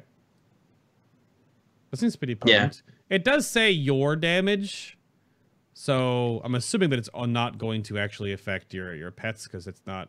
But I guess pet logic is weird. Yeah, I hope it affects pets. That would be pretty nice. But if it doesn't, whatever. Fair enough. All right, then. You have your tier 20 for Frost, then. So your 2 pieces every 60 runic power spent while Pillar of Frost is active. It'll increase the duration of Pillar of Frost by 1 second. And then your 4 piece is that every 3 runes you spend will increase the strength bonus of your next Pillar of Frost by 1%. And the follow-up questions I had for this one were, how long can you actually get Pillar of Frost to last then on average? And then how much plus strength you get in the next use of that? Hyper, what you got? So again, on this, I just did some basic math from looking at logs where you have some mechanics to deal with. And it looked like it was extending Pillar of Frost by about 4 or 5 seconds-ish on average. And then, so it's going from 20 seconds to 24, 25. And then for the 4 piece, it was buffing your Pillar of Frost by about 10 to 13%. And this is, again, dependent on if you're using the belt or the Bracer Legendary. Because with the belt, you're obviously generating extra runes, so you're spending more runes. But with the Bracers, you don't have that option. So if you're using the belt, you get slightly higher bonus out of the 4 piece versus the Bracers. But with the 4 piece, it's kind of a weird design because you don't get it on your very first pillar, obviously, because you haven't spent any runes. And there will definitely be an issue since it depends on if you need front-loaded damage in raids, like it is in Nighthold, where you just lust on pull and just blow everything you have, or where you need to you need more damage for adds. So it's definitely an interesting set bonus, and it did go through a lot of iterations, which we can talk about until it got to this point. Oh yeah, absolutely. It's changed like 4 times over the cycle on PTR. It started out something totally different than the Pillar of Frost focused version. Yeah, so first they changed it 3 times, then they nerfed it. So they went through a whole redesign. The very first iteration, if I remember correctly, was basically a built-in convergence plus just a % damage buff when you had Hungering Rune Weapon active, which seemed to be a really good set bonus, and it might be why they changed it. I'm not sure. And then the second one was your 2-piece was that your Obliterate had an extra chance to double proc. It was like 20%, or I don't remember, but it was just really bad. I actually don't remember what the 4-piece was that they changed it to. They might have just stuck with the HRV. I don't know if you remember, Jace. It was something with Frost Strike. One Frost Strike did something, one Obliterate did something. It was just so bad that I was like, okay, Frost dead. Yeah, it was, the set bonuses were looking just really rough. Really, that was the point where I was like, okay, if this goes to live, Unholy will be better for sure. And then they changed it to this current iteration, and then they nerfed it because you were able to keep up Pillar of Frost almost to the point where it came off cooldown, then use it again. So it was just ridiculously overpowered, and they nerfed it down. This seems reasonable. We'll see again how the tuning compares to Unholy set bonuses. But yeah. Okay. The one thing I just thought of this now as you were explaining this, the runes spent to increase the strength bonus of your next POF by 1%, does that just stack on your character and does it have a cap? Can you start a fight with like 99% more strength than just like do garbage on trash and is like stack it up? Or does it have a duration before it falls off? I believe it only happens in combat, so you can't cheese it to where you do it on trash. Jace, you might be able to correct me here, but I'm pretty sure it's just per boss fight where you go in for the very first one, you won't have it, and then from there on, you're stacking it towards your next Pillar of Frost. So you can't cheese it where you go into a fight with just ridiculous stacks. I'm not actually sure, because the way PTR worked, either they didn't have trash, or like I would zone in and just get annihilated, and that was like my trash experience. Yep. So I actually don't know the answer to that question. I mean, it has a 2-minute duration, so maybe you would pillar once on trash, try and get as much as you can get, and then go into the fight with it once. But I mean, like, that seems like a one-time deal, like, maybe a farm tactic. It won't really be a thing that you can do all the time. Okay. Progress, take turn or take time before pull. So even if the duration is 2 minutes, you just don't have time. You need that time to set up. Right. Yeah. That's what I was just Mythic scared. Plus, it might be a huge thing, but in raiding, it definitely won't be. It'll probably reset on boss pull. That also could work too when you start the boss pull to remove the debuff, because they have to be careful, because some of these set bonuses or trinkets have existed before where you could. And there's the Kill Jaden DPS trinket where you put down the shadow image of yourself, but then you can reset the boss. So there was some nonsense where the trinket was resetting when you reset bosses. So you could put down a shadow, pull the boss, reset, put down a shadow, pull the boss, reset, put down a shadow, and then pull the boss for real. Have 3 shadows of yourself, all doing damage next to the boss. But I think that should not be a thing anymore. So there are a few things like that in Toon that I wonder if they're got to be hot fixed or fixed right off the bat. Like, oh, this is blah, blah. So we'll have to wait and see. Because that could be scary. But overall, both of you look like you're happy about your tier 20, right? Jace, Unholy, good? Yeah, I'm definitely excited for Unholy's tier 20. I mean, like I said, the current tier for Unholy is not good. So the fact that it's actually getting a good tier, and it, hopefully it'll, because of that, it's going to be able to compete with Frost, right? So, I mean, okay, that and a lot of other changes, but the tier is very good. Yeah, for Frost is decent, not one of the best ones, because for Nittle we just had the most insane tier, well, sure, in my opinion, and it doesn't really compare to that. But depending on the tuning, we'll definitely looking forward to it, see how it works out. Okay. Well, we can move on and talk about Legendaries now. And we'll open up with the 2 new ones that were just added. And let me get the page up for those. I'll go back to Hyper. Let's talk about Frost Legendaries real quick. And some of this discussion might have to tail into talents, but we'll hold the ring until we actually talk about talents. So, sadly, you guys lost the Legendary, apparently, which is unfortunate. So, that's bad. But you've got the Cold Heart, which is for both of you now. Yeah, it's definitely an interesting Legendary, and it's really strong because the way it's tuned. For any of you who don't know what it does, it's you get a stacking buff that empowers your next Chains of Ice, and you just stack it to max, and you just use Chains. And for Frost, some people are saying that it might be looking like becoming best in slot. It's definitely really strong. I don't like that it just takes a random spell that we almost never use unless there's ads that would need to be controlled, and just kind of puts it into our rotation, just another thing to monitor. So the gameplay of it, I'm not really too big of a fan of, but it's definitely a strong Legendary, and it was a good addition to the pool. Okay. And this is for both of you, too. So anything to mention about this for Unholy, though? Because it looks like it does Shadow Frost damage, so it would it's buffed by either of your masteries. Yeah, it's buffed. So it is buffed by both masteries, which is good because the Unholy Legendary was like not good. It was really bad. Oh, the one that's under the pet, yeah. Yeah, we were looking at that and we're just going like, what is Blizzard thinking? Like, what is this? This is so bad. Like they actually came up with that. It was not good. But this chest is pretty decent. I mean, every 40 seconds you have a 2,000% attack power, nuke, and it does work with your 15% damage increase buff that you gain from APOC and Army of the Dead, which is very nice.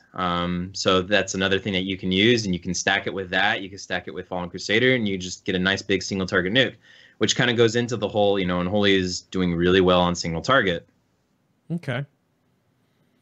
And then for Frost, it just means that you can have the buff going into the pull, right? Because you just gain the stacks every 2 seconds. It takes 40 seconds to gain this up, and then I would assume it would scale because attack power base would scale with not only your mastery but also Pillar of Frost, so your set bonus can feed into it as well.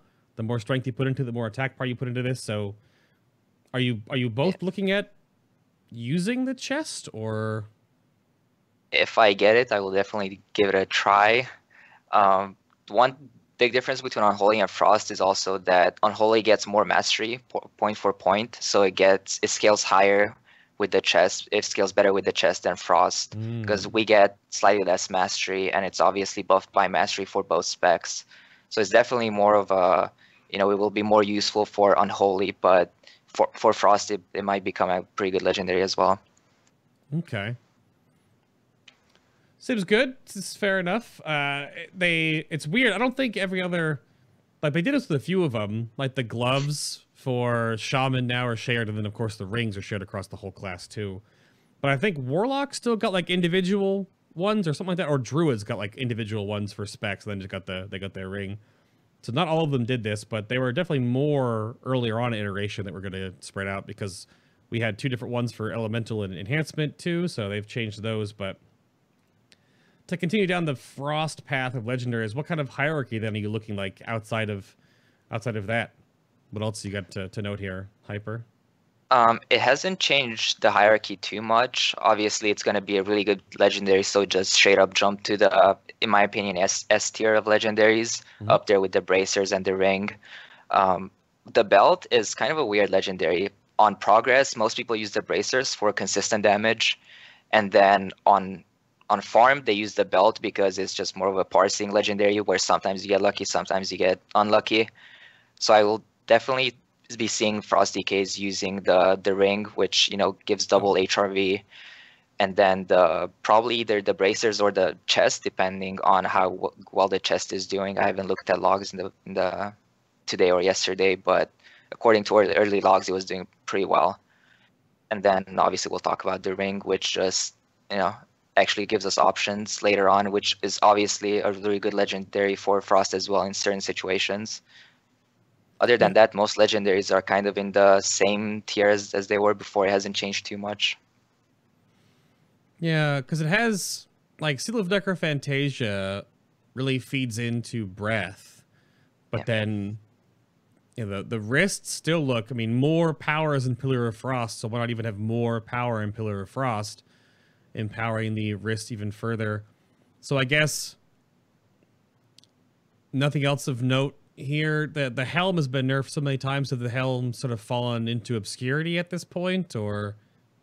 Yeah, I've seen some parses, like Scorpion, where people still use the helm. Right. But with the addition of the ring, I just think that will be the go-to AoE legendary. But we'll see, obviously, the first week how it works out. Okay. Obviously, the best legendary to wear is the... Oh, wait. I was going to make a joke about Agrimar's Stride, but... oh, God, yeah. Jeez. I actually used that for the first 8 bosses of Progression in Nighthold. The Agrimar Strides and the KJ Trinket, because that's all I had. That was the first one I got, too. Agrimar Strides. It was nice in Mythic Plus. The helm might be good on, like, Harjatan, maybe. I mean, there's... On Mythic Harjatan, there are parts of the fight where you need a lot of burst AoE on like 5 targets, so the helm could be solid. I mean, if that's like the fight where that's the most important part of the fight, I mean, it could be good. Mm-hmm. Fair enough. Yeah, it's funny you bring up Kil'jaeden's Burning Wish, because it everyone's sims, right? Everyone's trinket sims. You have to put this stupid trinket in there, and of course, all legendaries going up to 970 starting on Tuesday. The quest will populate to start upgrading your legendaries to 970, and then legendaries that drop will be 970. But Kil'jaeden's Burning Wish is an interesting one, because when it goes to 970, it's like 4,000 primary stat, which is just ludicrous. And it might be a great fallback for so many specs, just because of how much raw damage is from that, depending on how your stat scales. So that is becoming an interesting point right now, because it might... Because the other legendaries, like take, you know, Toravon's Whiteout Bindings, the equip effect never changes. The 15% increased frost damage will never change. The stats will go up a little bit, but it's not going to be 4,000 strength. So I wonder where that silly trinket will come into play for other specs as it rises in overall stat layout. So... Right, and the main power of the KJ Trinket is the stats. I mean, like, the on-use effect is, like, all right, but I mean, like, let's be real, that thing sucks.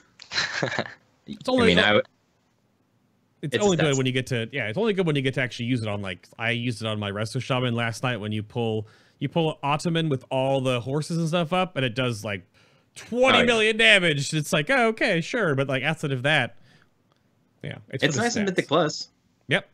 Yep, that's for sure. I use it on my Blood Decay and all the Mythic Plus. It's like a lot of my damage, so it's pretty good there.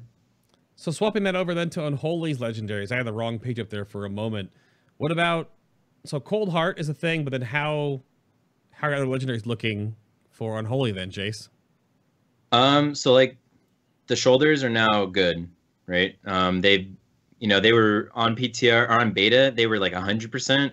And then, then they were nerfed to 50 and then down to like 25 or whatever. I mean, so like they've been nerfed a lot, and then they're slowly being buffed up to a point where, okay, it's reasonable. So, so the shoulders are now pretty good. Bracers were nerfed, so now it's 1 to 2. That started off, I think, the expansion being 1 to 5, something ridiculous, where it was like these are like clearly the best legendaries. Mm-hmm. Or this is like clearly the best legendary. Like you have to get bracers. If you don't have bracers, it's a massive DPS difference. The KJ Trinket's still not bad. But if you don't have any of those, like the belt and the ring are no longer completely worthless, because now resources are a bit harder to get. So like, whereas in this last patch, if you fresh Unholy DK and you got the belt to the ring, you're kind of like, oh, well, this kind of sucks because I'm getting resources in a spec that doesn't want resources because it's being flooded with them. But now they're like, it's like you get them as your first legend. You're like, all right, well, it's not as bad. It could be worse. It could be the AMS cloak. Okay. It'd be way worse. The one thing I wanted to ask about your Tactheratrix shoulder pads. So Dark Transformation will empower your Dark Arbiter and Army of the Dead for 30 seconds, increasing their damage by 40%. Do you have to cast Dark Transformation when Army of the Dead and Arbiter are out? Yes, because it doesn't dynamically update, right? So you use Transformation and everything you have out, bam, they get that buff. And if you summon anything in the future, they don't get it because you're not using Dark Transformation. Okay, want to make sure that we brought that up. It doesn't actually, there's no retroactive back end. Okay, so cast your stuff, and then you're basically a Demonology Warlock. Yeah, you just spam Death Coil a lot. Well, I was just making the joke about summon demons, buff demons, summon demons, buff demons. Yeah. Yep. Okay, fair enough.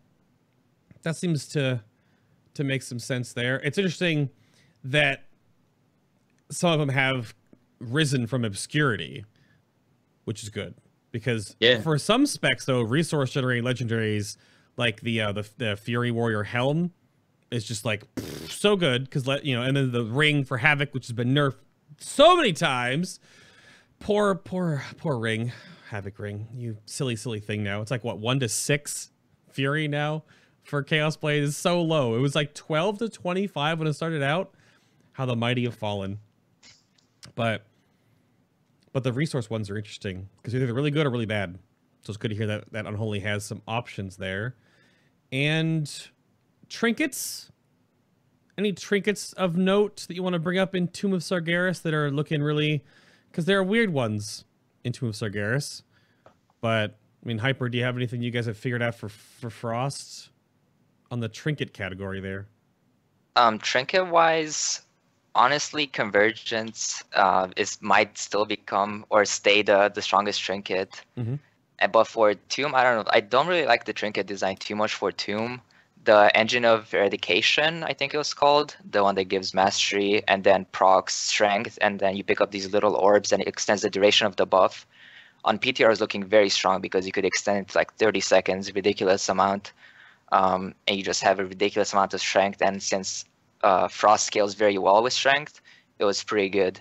Other than that, I'm not a big fan of just click trinkets where you have to activate it and then it does X amount of damage. And most of them tend to scale with shadow or do shadow damage, so they don't really get buffed by Frost too much.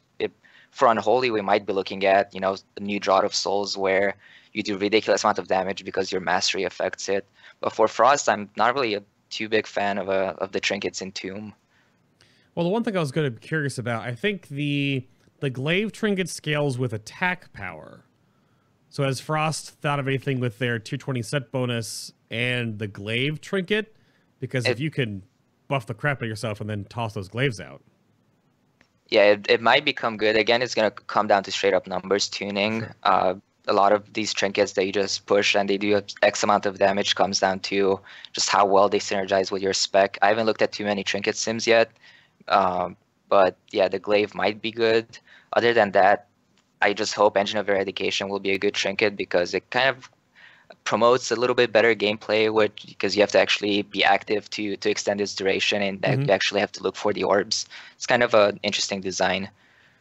And I was really hoping that they would add more trinkets like that where they do something active for your spec rather than like the Kill Jaden trinket. You press it and it does X amount of damage.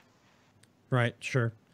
Chat's talking about the Cradle trinket, which is that is that hotfixes, or that's true that it will keep stacking above 80% health, but the buff won't fall off unless you go below 50?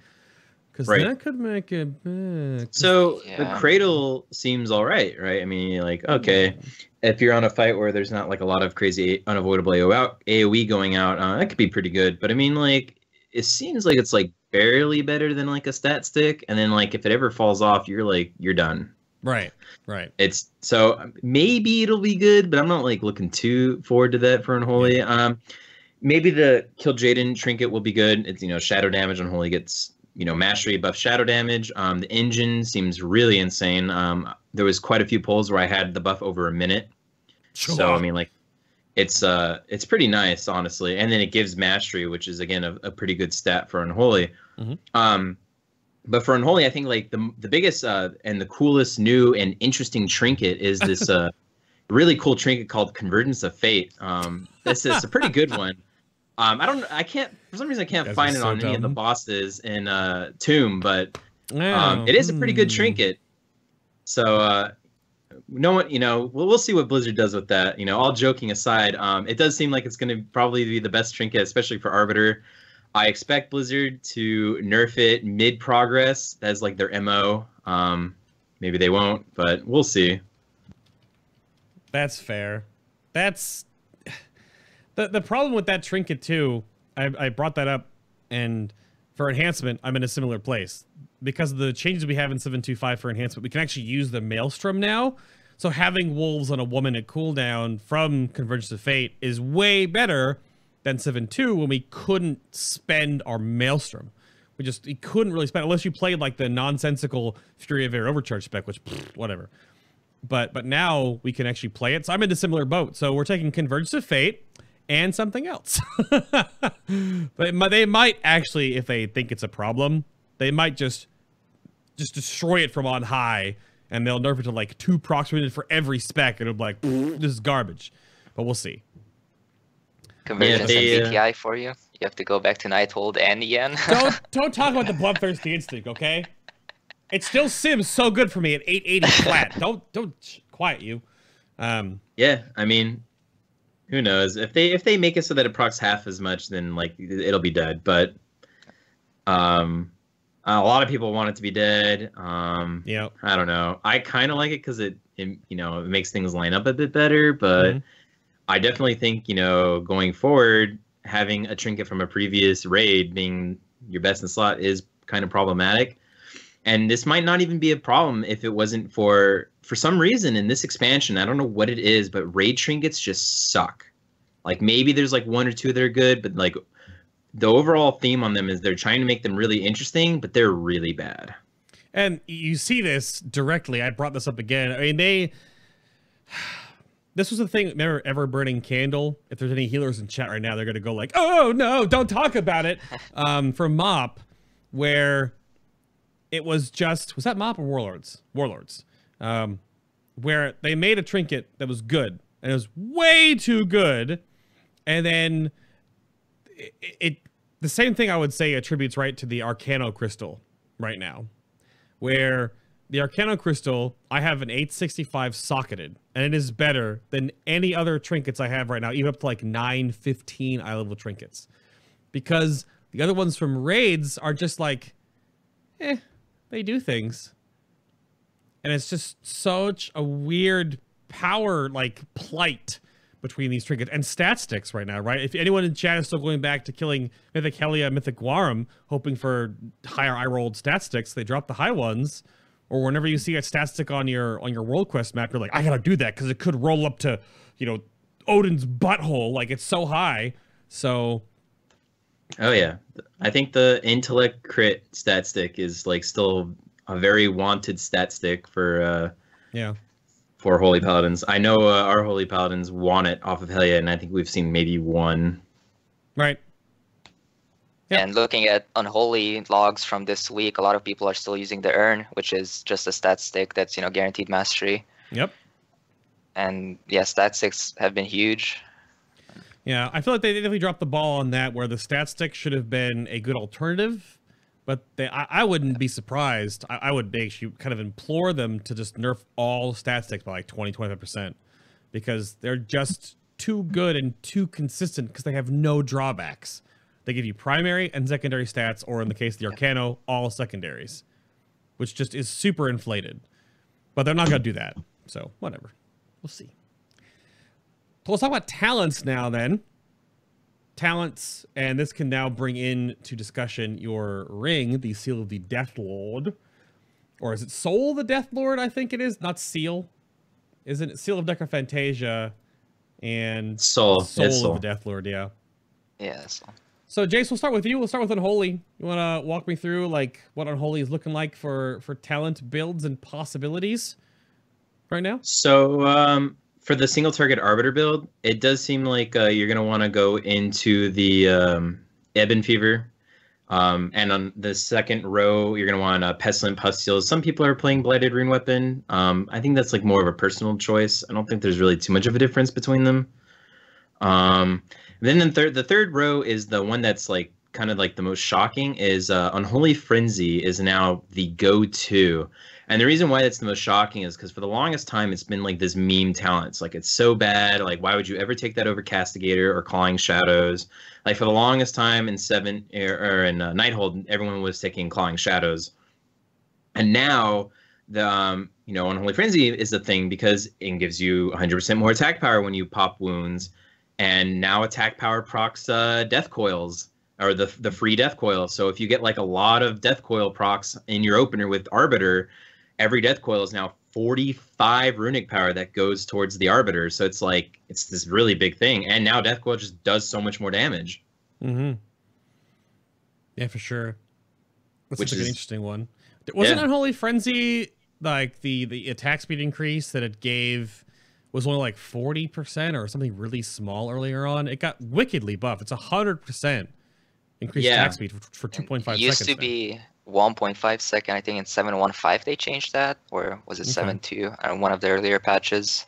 The duration, you mean? Yeah, the duration. Okay, yeah. And also, I don't remember if this was in Nighthold, or from beta, I might be remembering wrong, but it didn't used to extend the duration, just refresh it. That was also a huge change to it that made it much better, where now you can have it up to, as soon as you Apocalypse, you have it up for 25 seconds, 30 seconds. I don't know what the exact number is. Whereas back then it used to be just, it refreshes the duration, even if you pop five wounds instead of one. Oh, wait. So when a Festering Wound bursts, so does it stack 2.5 seconds times? Yes. Oh. Yeah. Yes. Oh. So if you Apocalypse with 6 wounds, you get the 6 times 2.5. Right. Yeah. Oh, interesting. Yeah. Okay. It's pretty strong. All right, keep going. And then going on from that, Shadow Infusion is now looking like to be a very strong talent, especially with the shoulders. Now, whenever you Death Coil and it's off cooldown, or the duration is done, like it's off your ghoul, it reduces the cooldown of it by 7 seconds, which means like it's like 2 GCDs, 2 Death Coils, and it's already ready to go again. Mm-hmm. And you can use, your first transformation, with your Arbiter, your second transformation without, your third transformation with Arbiter, and like it really makes it line up a lot better. Whereas if you don't have that, then you're now having to wait to use stuff for your transformation, or because then your legendary shoulders aren't that good anymore if you're not waiting, and it makes everything line up much better. Okay. And then obviously the last row is Dark Arbiter herself, right? I mean, that's the whole point of the single target build. Okay. I wanted to make sure we went over this, and it was the thing for a while that like Sludge Belcher, I brought this up before, that Sludge Belcher was a DPS increase, and it is barely. And why is that? So it's kind of a DPS increase, and simply because when you don't have Sludge Belcher, your ghoul cleaves in a 180 degrees cone in front of it, whereas with Sludge Belcher, it's 360 degrees all around it. So like, if there's an ad behind the Sludge Belcher, it'll still get hit. If there's an ad behind your ghoul transformed, it won't get hit. So, okay. But it's and not, the hook is nice too. The hook, yeah, the extra utility is definitely there. But you would say the utility tiers, your 60 and your 75s, have some moving around. So I mean, this needs to be just fight dependent, right? Like whatever you need. But I mean, like if there's a fight where you need to. If you need like slows on a lot of mobs, maybe you don't go into the A-bomb. Maybe you go into the talent that Outbreak puts a 50% slow on everything. I mean, I definitely did use that talent on Mythic Cenarius progression on the Wisps to slow them down so that they would stay grouped for much longer. Mm-hmm. And they weren't like, going off to Narnia really fast to the tank. Right, for sure. So now, to wrap that with the possibility of the Soul of the Death Lord. So for Unholy, it gives you Bursting Sores. So what have you guys figured out that might be possibilities with Bursting Sores and the ring, and how that would change anything up? So Bursting Sores is really good for AoE. Like it's actually kind of insane for AoE. So having that ring allows you to have not only your plague tick faster, which is also not bad for AoE, but now you also get bursting swords for AoE, so it's like really good. I just got it last night, so I'm definitely gonna try out some Mythic Plus either tonight or tomorrow with it, and just to kind of give it a go, you know, see how it works out. Okay. But I mean, like, it seems pretty good for AoE, whereas Unholy really only had like the helm and the trinket for AoE. Now it has, you know, these two for AoE. You know, maybe I'll use the bracers with this ring. Maybe I'll use the helm with this ring. I don't know. It's, you know, I got to try it out. But it seems pretty good for AoE, like really good for AoE. So what would an AoE spec about the ring be? So again, you can't see this on the talent calculator, but you'd have bursting swords from the ring, and then you would spec Ebon Fever. So your Virulent Plague would do more damage. What would the rest of your layout here be for like an AoE spec? You could try Shadow Claw. No, what is it? Infected Claws for whenever your ghoul is transformed. It'll put, you know, the wounds on everything around it when it procs. You could go Defile. You could go Soul Reaper. I know on Desolate Host, I went a more Soul Reaper type build to try and, you know, see if it was worth it with the ring. Because I would cleave off of, you know, the host, or I would cleave off of the boss in the Spirit Realm onto like all the other little ads that were everywhere. And it seemed to be working out pretty well. I haven't decided yet, you know, if the second phase is going to be a phase where you want all the burst you can get, because it's going to be a tight DPS check, and if so, you know, maybe Arbiter is just going to be the way to go. Really couldn't do too much testing on that fight because it wasn't working. Right. And you didn't mention the 57 tier. Is Epidemic still a huge thing for AoE, or has it been gutted too much? I know it's been nerfed. Yeah, it's been nerfed into like oblivion so many times on beta. It just hasn't been a thing where it's like, so you have Epidemic, and you know, you could throw down your D&D and spam some Clawing Shadows or even some Scourge Strikes to, you know, AoE everything around you, and then, you know, you could throw out some Epidemics, but then it's like, you know, most things are dead, and it's like where do you find the room to use Epidemic? It used to be insane to the point where they destroyed it on beta. They did, yeah. Because it was the best talent for even single target. You just hit him, you wait for 3 charges, then just went blah, blah, blah. And yeah, exactly. Yeah, it was good. Yeah, the rotation is a little bit too cluttered if you try to use Epidemic. Unless it's overpowered, you just don't take it. And now that we don't generate as many resources, Special Impostules, you know, gives you a few extra runes whenever you're running out. And then for most AoE builds that especially I've been using, I use Clawing Shadows with Defile for Mythic Plus, and it just seems like a pretty solid build. And with Infected Claws, and especially if you have the ring now, obviously tying back into that with Bursting Swords and Ebon Fever is just a huge amount of AoE. Okay. I had to bring this up just to give a shout out back to my beta testing. So I'm sad because you didn't mention it at all. So All Will Serve, I dubbed the little skeleton archer Rasputin. Is he not a thing? Poor little guy. Yeah, he sucks. Oh no! He just doesn't do. It's just not good. Doesn't do damage. He used to be good on beta. Like he did an insane amount of damage on beta. But then they were like, you know, we don't want this big damage increase thing being on something so passive, so we're gonna nerf it. Yep. Poor Rasputin. It saw a bunch of views last patch in 7.24 in Arena for Unholy. Oh. For in 2s or 3s where you would just try to focus down one target, but for raiding it hasn't seen any use. And right, like in PvP, obviously, you know, if they kill your pet, you just resummon it. So that talent is pretty solid. It's just, you know, for PvE, that the bosses don't really attack your pet like ever. Right. That's fair. Yeah, because your Raise Dead spell will summon Rasputin and its cooldown is removed. So yeah, otherwise you have a minute-long cooldown on Raise Dead. Okay. Sounds good.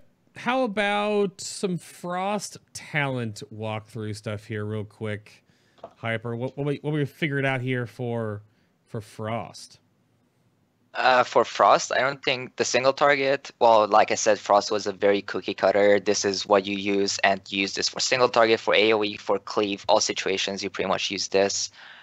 You're still gonna go probably Murderous Efficiency in the first row because Icy Talons doesn't synergize with Breath of Sindragosa at all because you can't Frost Strike because you're using all your runic power on Breath of Sindragosa. Then a second row, Freezing Fog will still probably be the go-to. In Nighthold, before we got the fourth piece, a lot of people were using Horn of Winter for single target. So without the 4-piece in TOS, it might make a comeback, but I'm not sure about that. And then in the 58 row, it's just going to be Hungering Rune Weapon because it just synergizes well with Breath of Sindragosa. And in the 90 row, you have Gathering Storm, which is now the go-to single target and AoE. Initially, in testing, we thought that Runic Attenuation was going to be the go-to because it just gave you more runic power and you could extend your breath.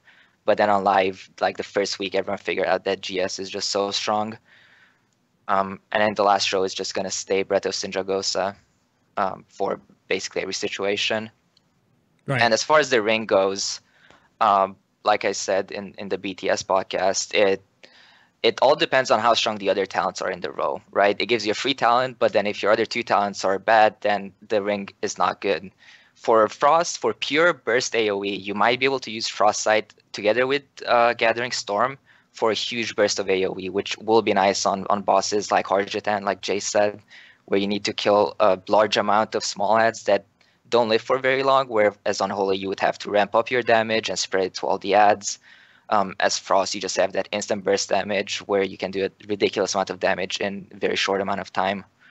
So that's where the ring might see some use for Frost. And then for single target, now that we're generating way less runic power, you can take RA or Runic Attenuation to generate a little bit more to extend your breath. But that talent was kind of iffy. We'll see how it works out with that. Yeah, because it looks like from the standpoint of the ring for Frost that because it gives you Gathering Storm passively, then yeah, you would just take Frost Scythe. And because of the new synergy between Frost Scythe and Rhyme working like that, right? Like it just kind of lays itself out together there. But does you'd still run Breath for that too? Like Glacial Advance and Obliteration, I don't think were even mentioned at all. I don't think I saw them anywhere, even in the FAQ. They're just not a thing for like real in-game rating stuff. Yeah, any notes on those? Yeah, well, for Nighthold, they were not an option at all because everything synergized with Breath. Your set bonuses, the Trinket, Convergence, everything just synergized with Breath. The Legendaries. In EN, the Glacial Advance or Obliteration, the Machine Gun spec was the go-to because we didn't have any of those options. So it will depend on balancing, but again, GA just brings that little burst of damage. So if you're looking to blow up a bunch of ads in a very short amount of time, you could use it. But Breath of Sindragosa is just very consistent, and it just does a lot of damage, honestly. So I don't see GA or Obliteration making a comeback, but anything is possible. Right.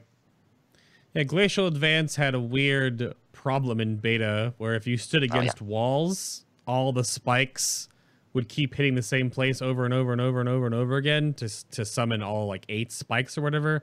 It works now where it just summons the line, just like, and it doesn't break like that anymore. But that was definitely a weird one during beta. But so a funny thing is about both Frost and Unholy is your last talent row pretty much defines your spec and your other talent choices. Like whatever you choose in the last talent row, now you look at your other talents and you start choosing those based on what you chose, right? I mean, which is I think is interesting, I guess. Like there's just so much emphasis on the last row of talents for both Frost and Unholy. Yeah, that's a really interesting.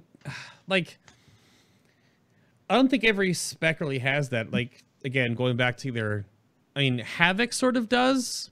Because Havoc either has a very meme beam spec with Demonic, or has a very single target burst focus spec with Chaos Blades. So I see it there. Enhancement really doesn't in the same way. It just changes the rotation. But if you're playing Frost or Unholy, Breath determines how you play. Because, you can't Frost Strike, right? It changes your actual rotation. Obliteration actually puts a huge amount of time in that, machine gun rotation. Glacial Advance is just rotational. Changes nothing. Yeah, So, the thing with those last talents is if I was to change to Obliteration, for example, for single target, I would need to take a different talent in basically every row from the default Breath of Sindragosa, because with Frost Decay, big thing is that the talents work together individually. They're not exactly that strong, but they work together very well to buff whatever your end goal is, which in this case is Breath of Sindragosa. And with Obliteration, it would be high attack speed, so you would take Icy Talons with Frozen Pulse maybe, or Freezing Fog, depends. But yeah, changing one talent in the last show just forces you to change the entire spec, because I don't know, for other specs you might be able to just change the last talent and that's it, stick with that. For Frost, it really doesn't work like that. I had to bring up, because I was looking at the talents here too, as Jace is giggling at chat, is that like nothing with Ice Cap comes up, but that would that not like double stack really be important with Pillar of Frost, or actually not be good? That was the go-to talent kind of with the Obliteration spec, right? Because you could Pillar of Frost very often.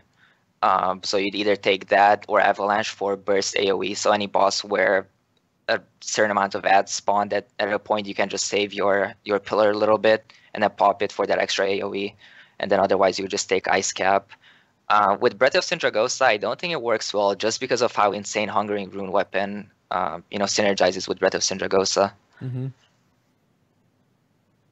Yeah, there's a lot. I mean, it looks like there are some wiggle room pieces here that the ring may or may not be involved in, or the encounters that you play as. But again, on that side of things, like if you're going to play Unholy for pure single target and then just swap to Frost for very AoE focus, like you'd have, that's how you would actually change your talents. You would just change your spec entirely, yeah, and how Tomb would work, which is fine, unless you want to only play Frost. Then it looks like you should have some changes there, because the possibility, yeah, like Ice Cap and Obliteration with how your new tier set works, like it's so Pillar of Frost oriented, putting more time into those windows could be a thing, but that depends on if you're not changing from Unholy to Frost back and forth. Breath of Sindragosa, I think, is just too strong. I very much doubt it that the machine gun spec will make a comeback. Mm-hmm. Okay. I mean, if Breath works and the playstyle works, then that's fine. What, Jace? I think the only way machine gun is ever going to come back is if they completely gut Breath of Sindragosa, they force all of our mouths open, and then just shove it down our throats. That's the only way MG's coming back. Okay. Yeah, I mean, Breath isn't even like, its attack power coefficient seems really moderate. Well, it's 287.5% attack power. But it's Shadow Frost, so mastery there, and it's attack power, so obviously then Pillar of Frost energy there too. But it's not the actual damage it does per tick, it's the fact that how long on average now can you keep Breath going? 60 seconds at least. Yeah, over a minute. Depending on if you're using the belt or the bracers, and then how many procs you get, on average between 50 seconds. It depends on how conservative you play as well. Anywhere between 50 seconds to, a minute 20 on the very top end. Okay. Sounds good to me. Well, I think that breaks down all the talents and everything, so we can move forward to the nitty gritty. So, Frozen or Plagued decision. This is where if you have any questions from chat, you can feel free to chime in and at either myself in chat or one of the guests, so we can pop those up. But I'll start off that with sort of the general topic I had here planned. I have a whole bunch of little bullet points here. I'm not going to bring up all these crazy things, but we've talked about this throughout the whole show as well. But I guess the one thing I want to open with is, do you have any thoughts or suggestions toward what you would like fixed or tweaked or changed with either spec, and what would like improve what you guys have been like maybe fighting for that hasn't been changed? Like, what would you like fix? And Jace, I'll go to you first, and you can go either spec or both. First off, I really wish Arbiter just appeared when you casted her. So the reason why all of her bugs are in because she doesn't just appear like the Fire Alley does. She descends from the sky. She spawns in the sky, descends, and then starts attacking, which is it's just such a stupid little animation. It's like, class fantasy, blah, blah, blah, but like, I'd rather have function over class fantasy. I really would. Okay. Yeah, I don't know why she doesn't just like, because when you summon your ghoul, like there's like the raised dead animation, and it like crawls out of the ground, has a little animation. But if you tell it to attack, it like automatically goes to attack. So why doesn't the Arbiter just like appear from like a little swooshy like death gate next to you and just spawn? Like that would be a lot more thematic too if she like spawns from like a death gate. She's like, yes, Death Lord, and then goes. Cause I've seen it before. She's just like, oh yeah, yeah, it looks dumb, yeah. And that also messes with the soft haste caps, because there are certain breakpoints where in theory you can get 1 extra attack in on the Arbiter, which is huge since she only gets about 11, 12 attacks. But if it's not reliable, then it's not worth going for the haste cap, because sometimes you'll get the extra attack, other times you won't get the extra attack, and it's just really weird. Okay. Nothing for Frost though, Jace? Well, oh, go ahead. Yeah, if it's just anything. I don't know, like maybe a lot of people don't agree with me on this, but I actually think like Nighthold Frost kind of played out really well. There wasn't like any complaints I had with the spec. It just played out really well. I guess like if I had to say something about Frost is I think Blizzard really needs to go back and take another look at all of the other talents that aren't being used, that like Obliteration and Glacial Advance, like do something with them, because if they don't do, it would suck to have to use them because they nerfed BOS into the ground. There's a difference between having to use them because BOS just sucks and, using them because they're just as good as BOS in different situations. Like, they're just not good. Right. All right, Hyper, what do you think? What would you change in either of those if you could change something? For Unholy, obviously the Arbiter, but other than that, I think they did a really good job fixing the core issue behind Unholy, which was just overcapping on resources. You had all these resources that you couldn't convert into damage because you had to make the choice: do I sacrifice runes or do I sacrifice runic power at this point? Something's going to get overcapped. I can't use everything. And they did a pretty good job at fixing that. For Frost, yeah, I wish some of the talents were good in situational, right? I don't want them to just buff them up to a crazy amount where that's the only one you use. But it would be nice to see some situational talents where for pure AoE, I would take Glacial Advance, or for pure single target. Obviously, Obliteration is not going to be better over Breath of Sindragosa now. But it would be nice to have those options with the talents where in certain situations you would have to change something. Because throughout Nighthold, while all my guildies were asking for tomes, I used, like my 5 that I got for free at the beginning, and that was pretty much it. Yeah. But one big change that I would really like to see is for all specs is Wraithwalk. I wish I could cast like it used to be in WoD, and I don't know if it was in before, where you get that you're channeling it, but you can actually cast abilities while doing it. That would actually improve it quite a bit. Because on Gul'dan, for example, I ran into this situation where my Breath of Sindragosa was running as a Winds came in, because I used it to burst down the eye, and I wanted to Wraithwalk to get back to the boss faster, but then again I had to press abilities so it doesn't fall off, and it was this weird.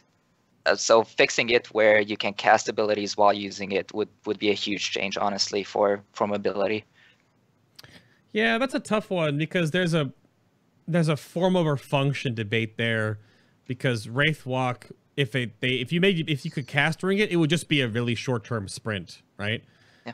Kind of like the Paladin's Charger. Like, they can cast during it, but it's a 3-second sprint. They can cast during it. So if they made Wraithwalk, like, there needs to be something. I almost like the talents that you could pick for it almost should be baseline for that spec. Like, the White Walker Wraithwalk should just be Frost's Wraithwalk, right? Very iconic for that. Like, speccing into it then just feels like, meh. Or Unholy's, you should have, because of the Holy Presence being a thing back in the day, like, Unholy's Wraithwalk should just be faster or last longer. So you get a little bit more. So I actually agree with you on this. This is actually a really good point. Like, yeah, because as I'm sitting here thinking, I'm like, man, all these other specs have all these sprints, right? And like no drawback. And now I'm like, okay, well, like DKs have a sprint, but it has a massive drawback. You're pacified. And if you use an ability, it gets rid of it. So I'm like, why can't Frost have, the damage reduction baseline. Why can't Unholies be faster and have a 30-second cooldown baseline? Why can't Bloods break the Roots baseline? You know, break Stuns baseline. Well, you know, maybe not that one, but maybe Roots. That Stun seems kind of big. There's just, it feels like putting, because there's not like a talent. If there was a talent tier, boom, boom, boom, 3 talents that were all Wraithwalk oriented, like mobility oriented talents. Maybe again, chat's asking about, you know, bringing back Death's Advance. What if there was a talent that was Death's Advance and it replaced Wraithwalk, but it had some drawback that made you like, well, you know, yeah. But it's not. It's in a talent tier that's like usually AMS focused, passive survivability focused, or mobility. And mobility is survivability, but it's when it's tied to such a baseline ability that's your only mobility tool. Because enhancement, I have multiple, right? Like I can do AoE sprint, I can do feral lunge, I can do spirit walk. Like I have multiple things. You guys have one button. Literally, that's all you have.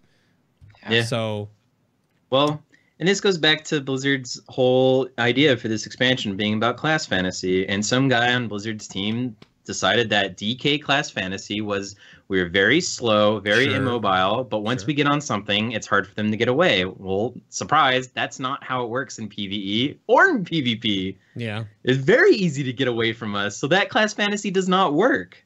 Right. So they scrapped this class fantasy, because from what I was told, you know, we did a lot more damage once we were able to stick on a target, but that doesn't work for PvE, because once you get on a target, the boss isn't going away from you.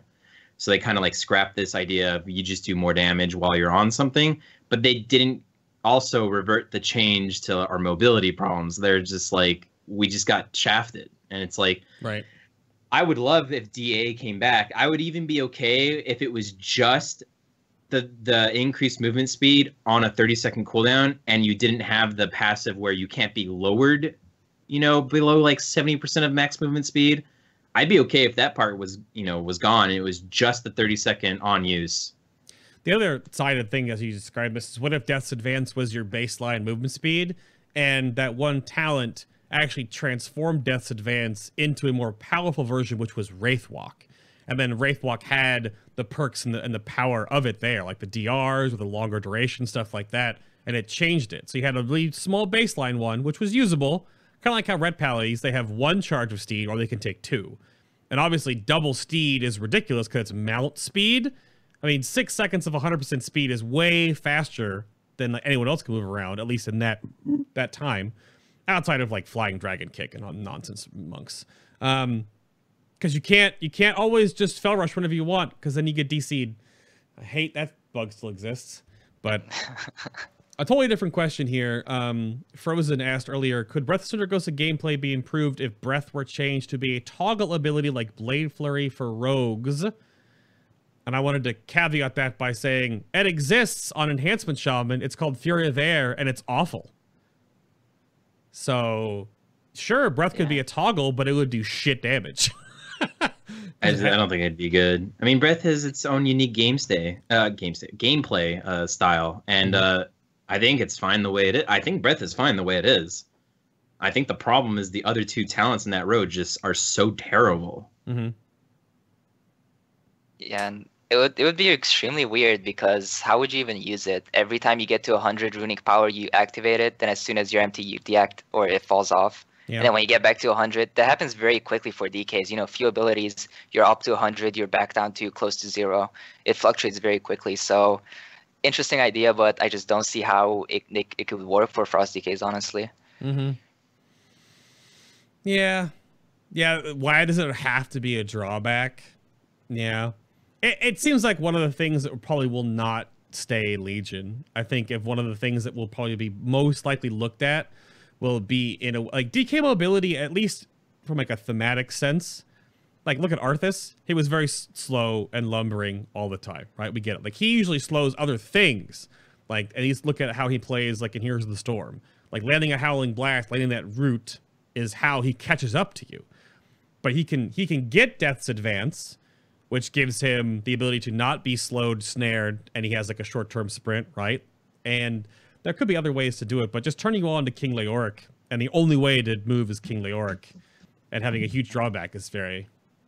Yeah, tiresome. I mean, if they're gonna make us this slow, make us do like way more damage. That's all I'm saying. You know, Wow. give us something.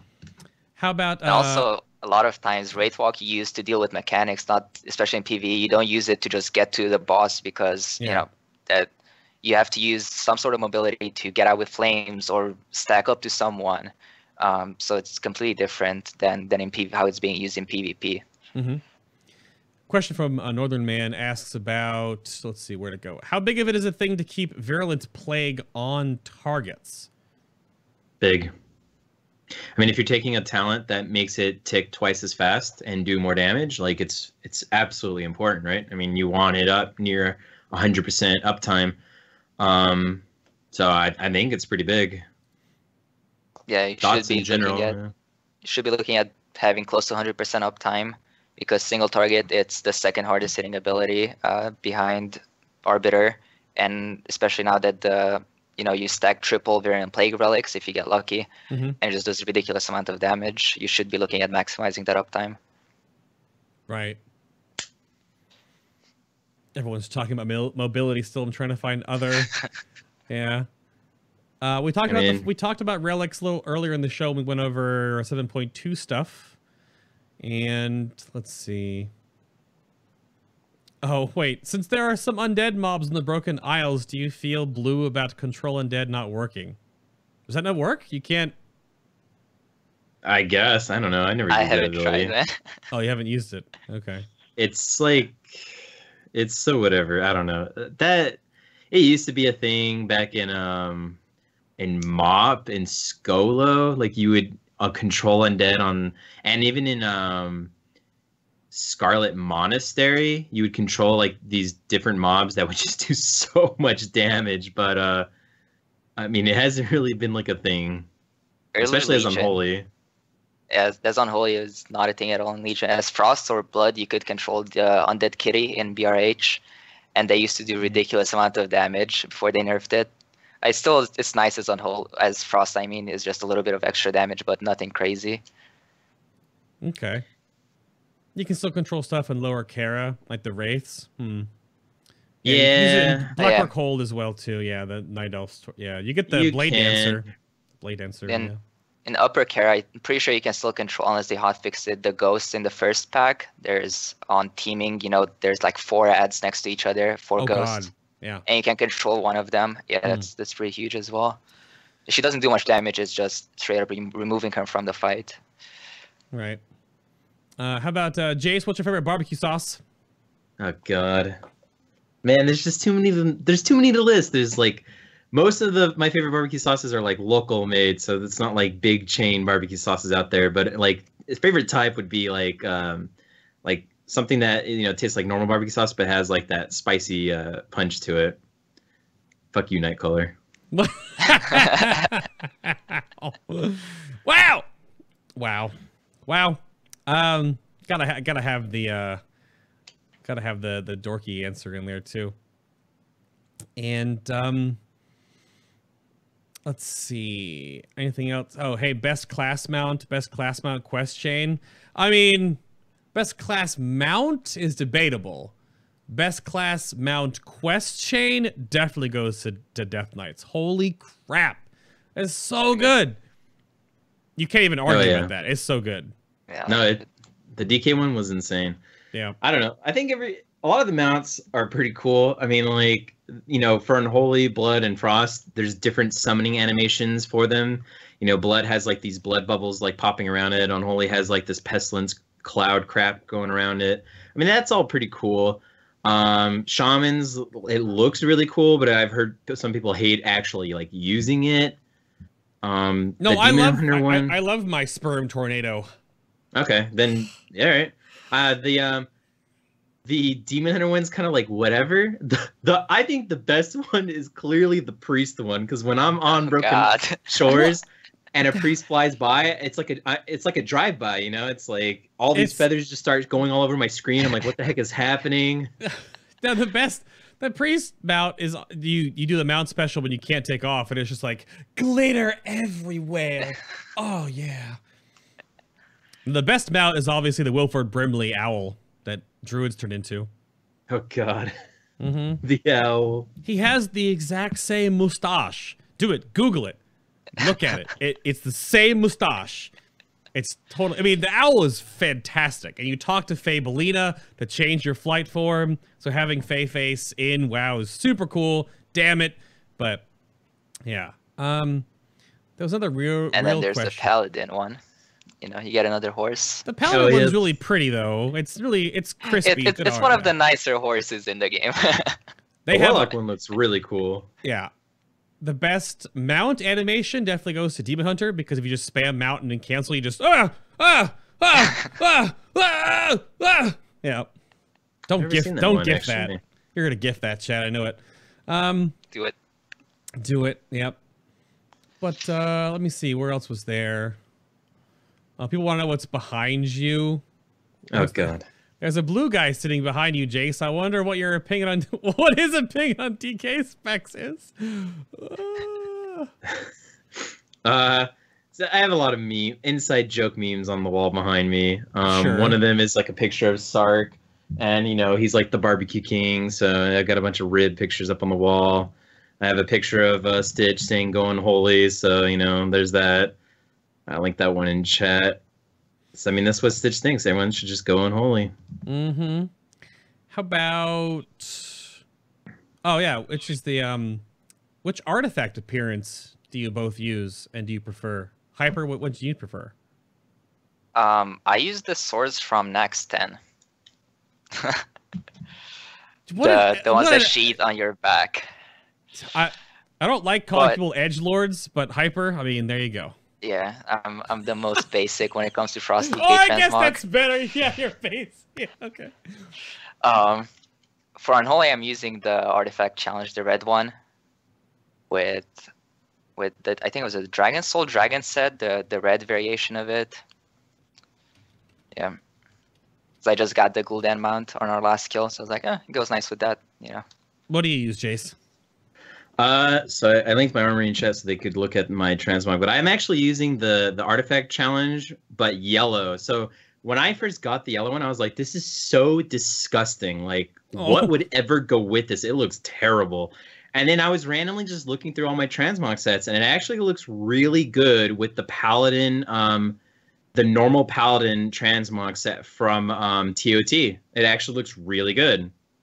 Right. So that's why I'm using it. Stream. Looks pretty I nice. actually, I just was randomly like clicking through things. I'm like, you know, what would look good with this weapon? And I actually think it looks sick. I really do. I think it looks awesome. Oh, did you actually link your armory? Is that you did. So you can see the set. Yeah, here, and how here. it looks. Yeah, there it is. Yeah, the yellow is weird. I mean, they just kind of like make the color palettes so that they match different armor sets. Because like yellow, I guess it's a flavor of pustules, but that's fair. Yeah, the yellow looks pretty good. That looks pretty good. I got made fun of for never changing my transmog in a long time, so I changed it today. But then I got a different color of my hidden artifact, so I got to change it again. Damn it. The pants don't match. Oh, back to the drawing board then, Jace. Back to the drawing board. Well, I think that'll wrap it up for us. You want to leave the DK community with any little nuggets before we head out of here? Hyper, you got anything for anyone? Any words of wisdom or closing thoughts? Well, thanks for watching. You know, with the big question, obviously, do I go Frost, do I go Unholy? Wait until the first week. And it's most likely going to be you have to play both, or if you're rating at a lower level, just stick to the one you like playing, honestly. But yeah, I look forward to updated guides. They should be coming out in the next few days, over next week probably. And yeah, thanks a lot for watching. Okay, awesome. Jace, how about you? Anything? Yeah, I definitely. Everyone was always asking Frost Unholy. You know, Unholy seems very strong on single target. That's probably what I'm gonna go. But again, like, Blizzard will do buffs and nerfs probably Saturday or Sunday before Mythic comes out. They're going to look at how everything is doing this week, and they're going to make changes the Saturday or Sunday before Mythic comes out. They did it for Emerald Nightmare. They did it for HFC, they did it for Trial of Valor, they did it for Nighthold. So I expect buffs, nerfs. I mean, you know, for all I know, they could crush Unholy, and then everyone will be back to Frost.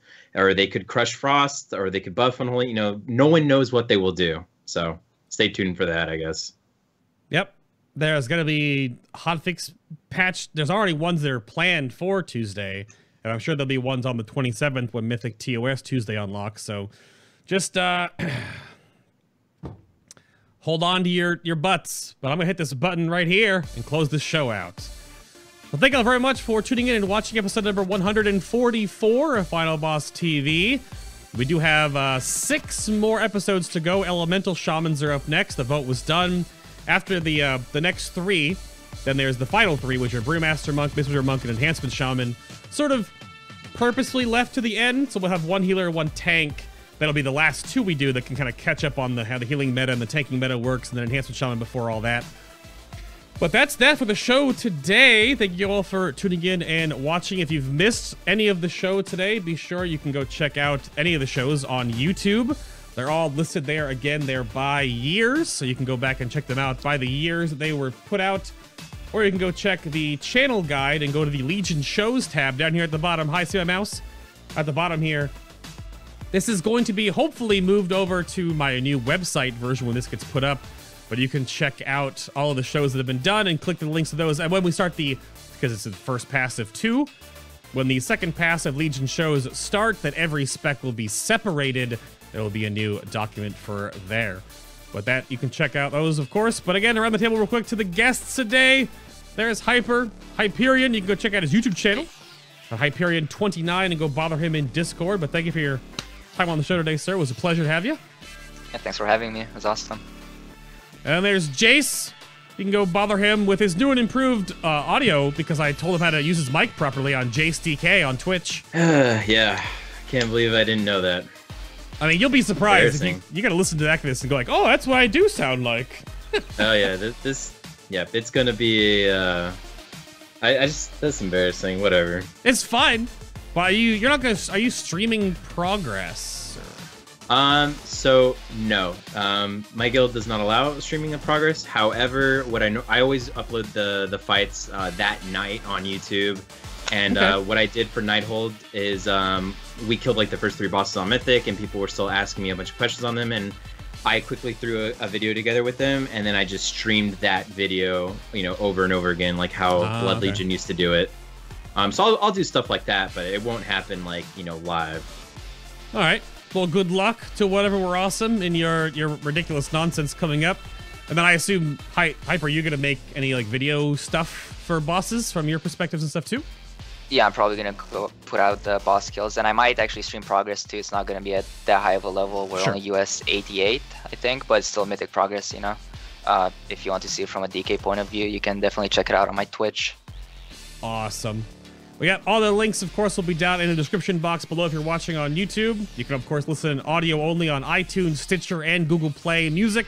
Just search for Final Boss TV and then subscribe to it or add it to your RSS feed or whatever, the audio-only version of the show. Again, next week is Elemental Shamans. I got nothing else, so stay tuned for that. Next week, got some community spotlight shows on the horizon that are not even WoW-related. What is that? As the show sort of graduates and grows, I'll be adding things that aren't even WoW-related, so we'll see about that in the future. But thank you again for watching. Trust in your seal of artifact power, because it matters now. Gonna hit Concordance 7 tomorrow, I think? I don't even... What is Concordance? But until next week, everybody. Bye! Wait, bye, nice people! Wait, bye them! Wait, yeah! Later. There we go. Later, guys.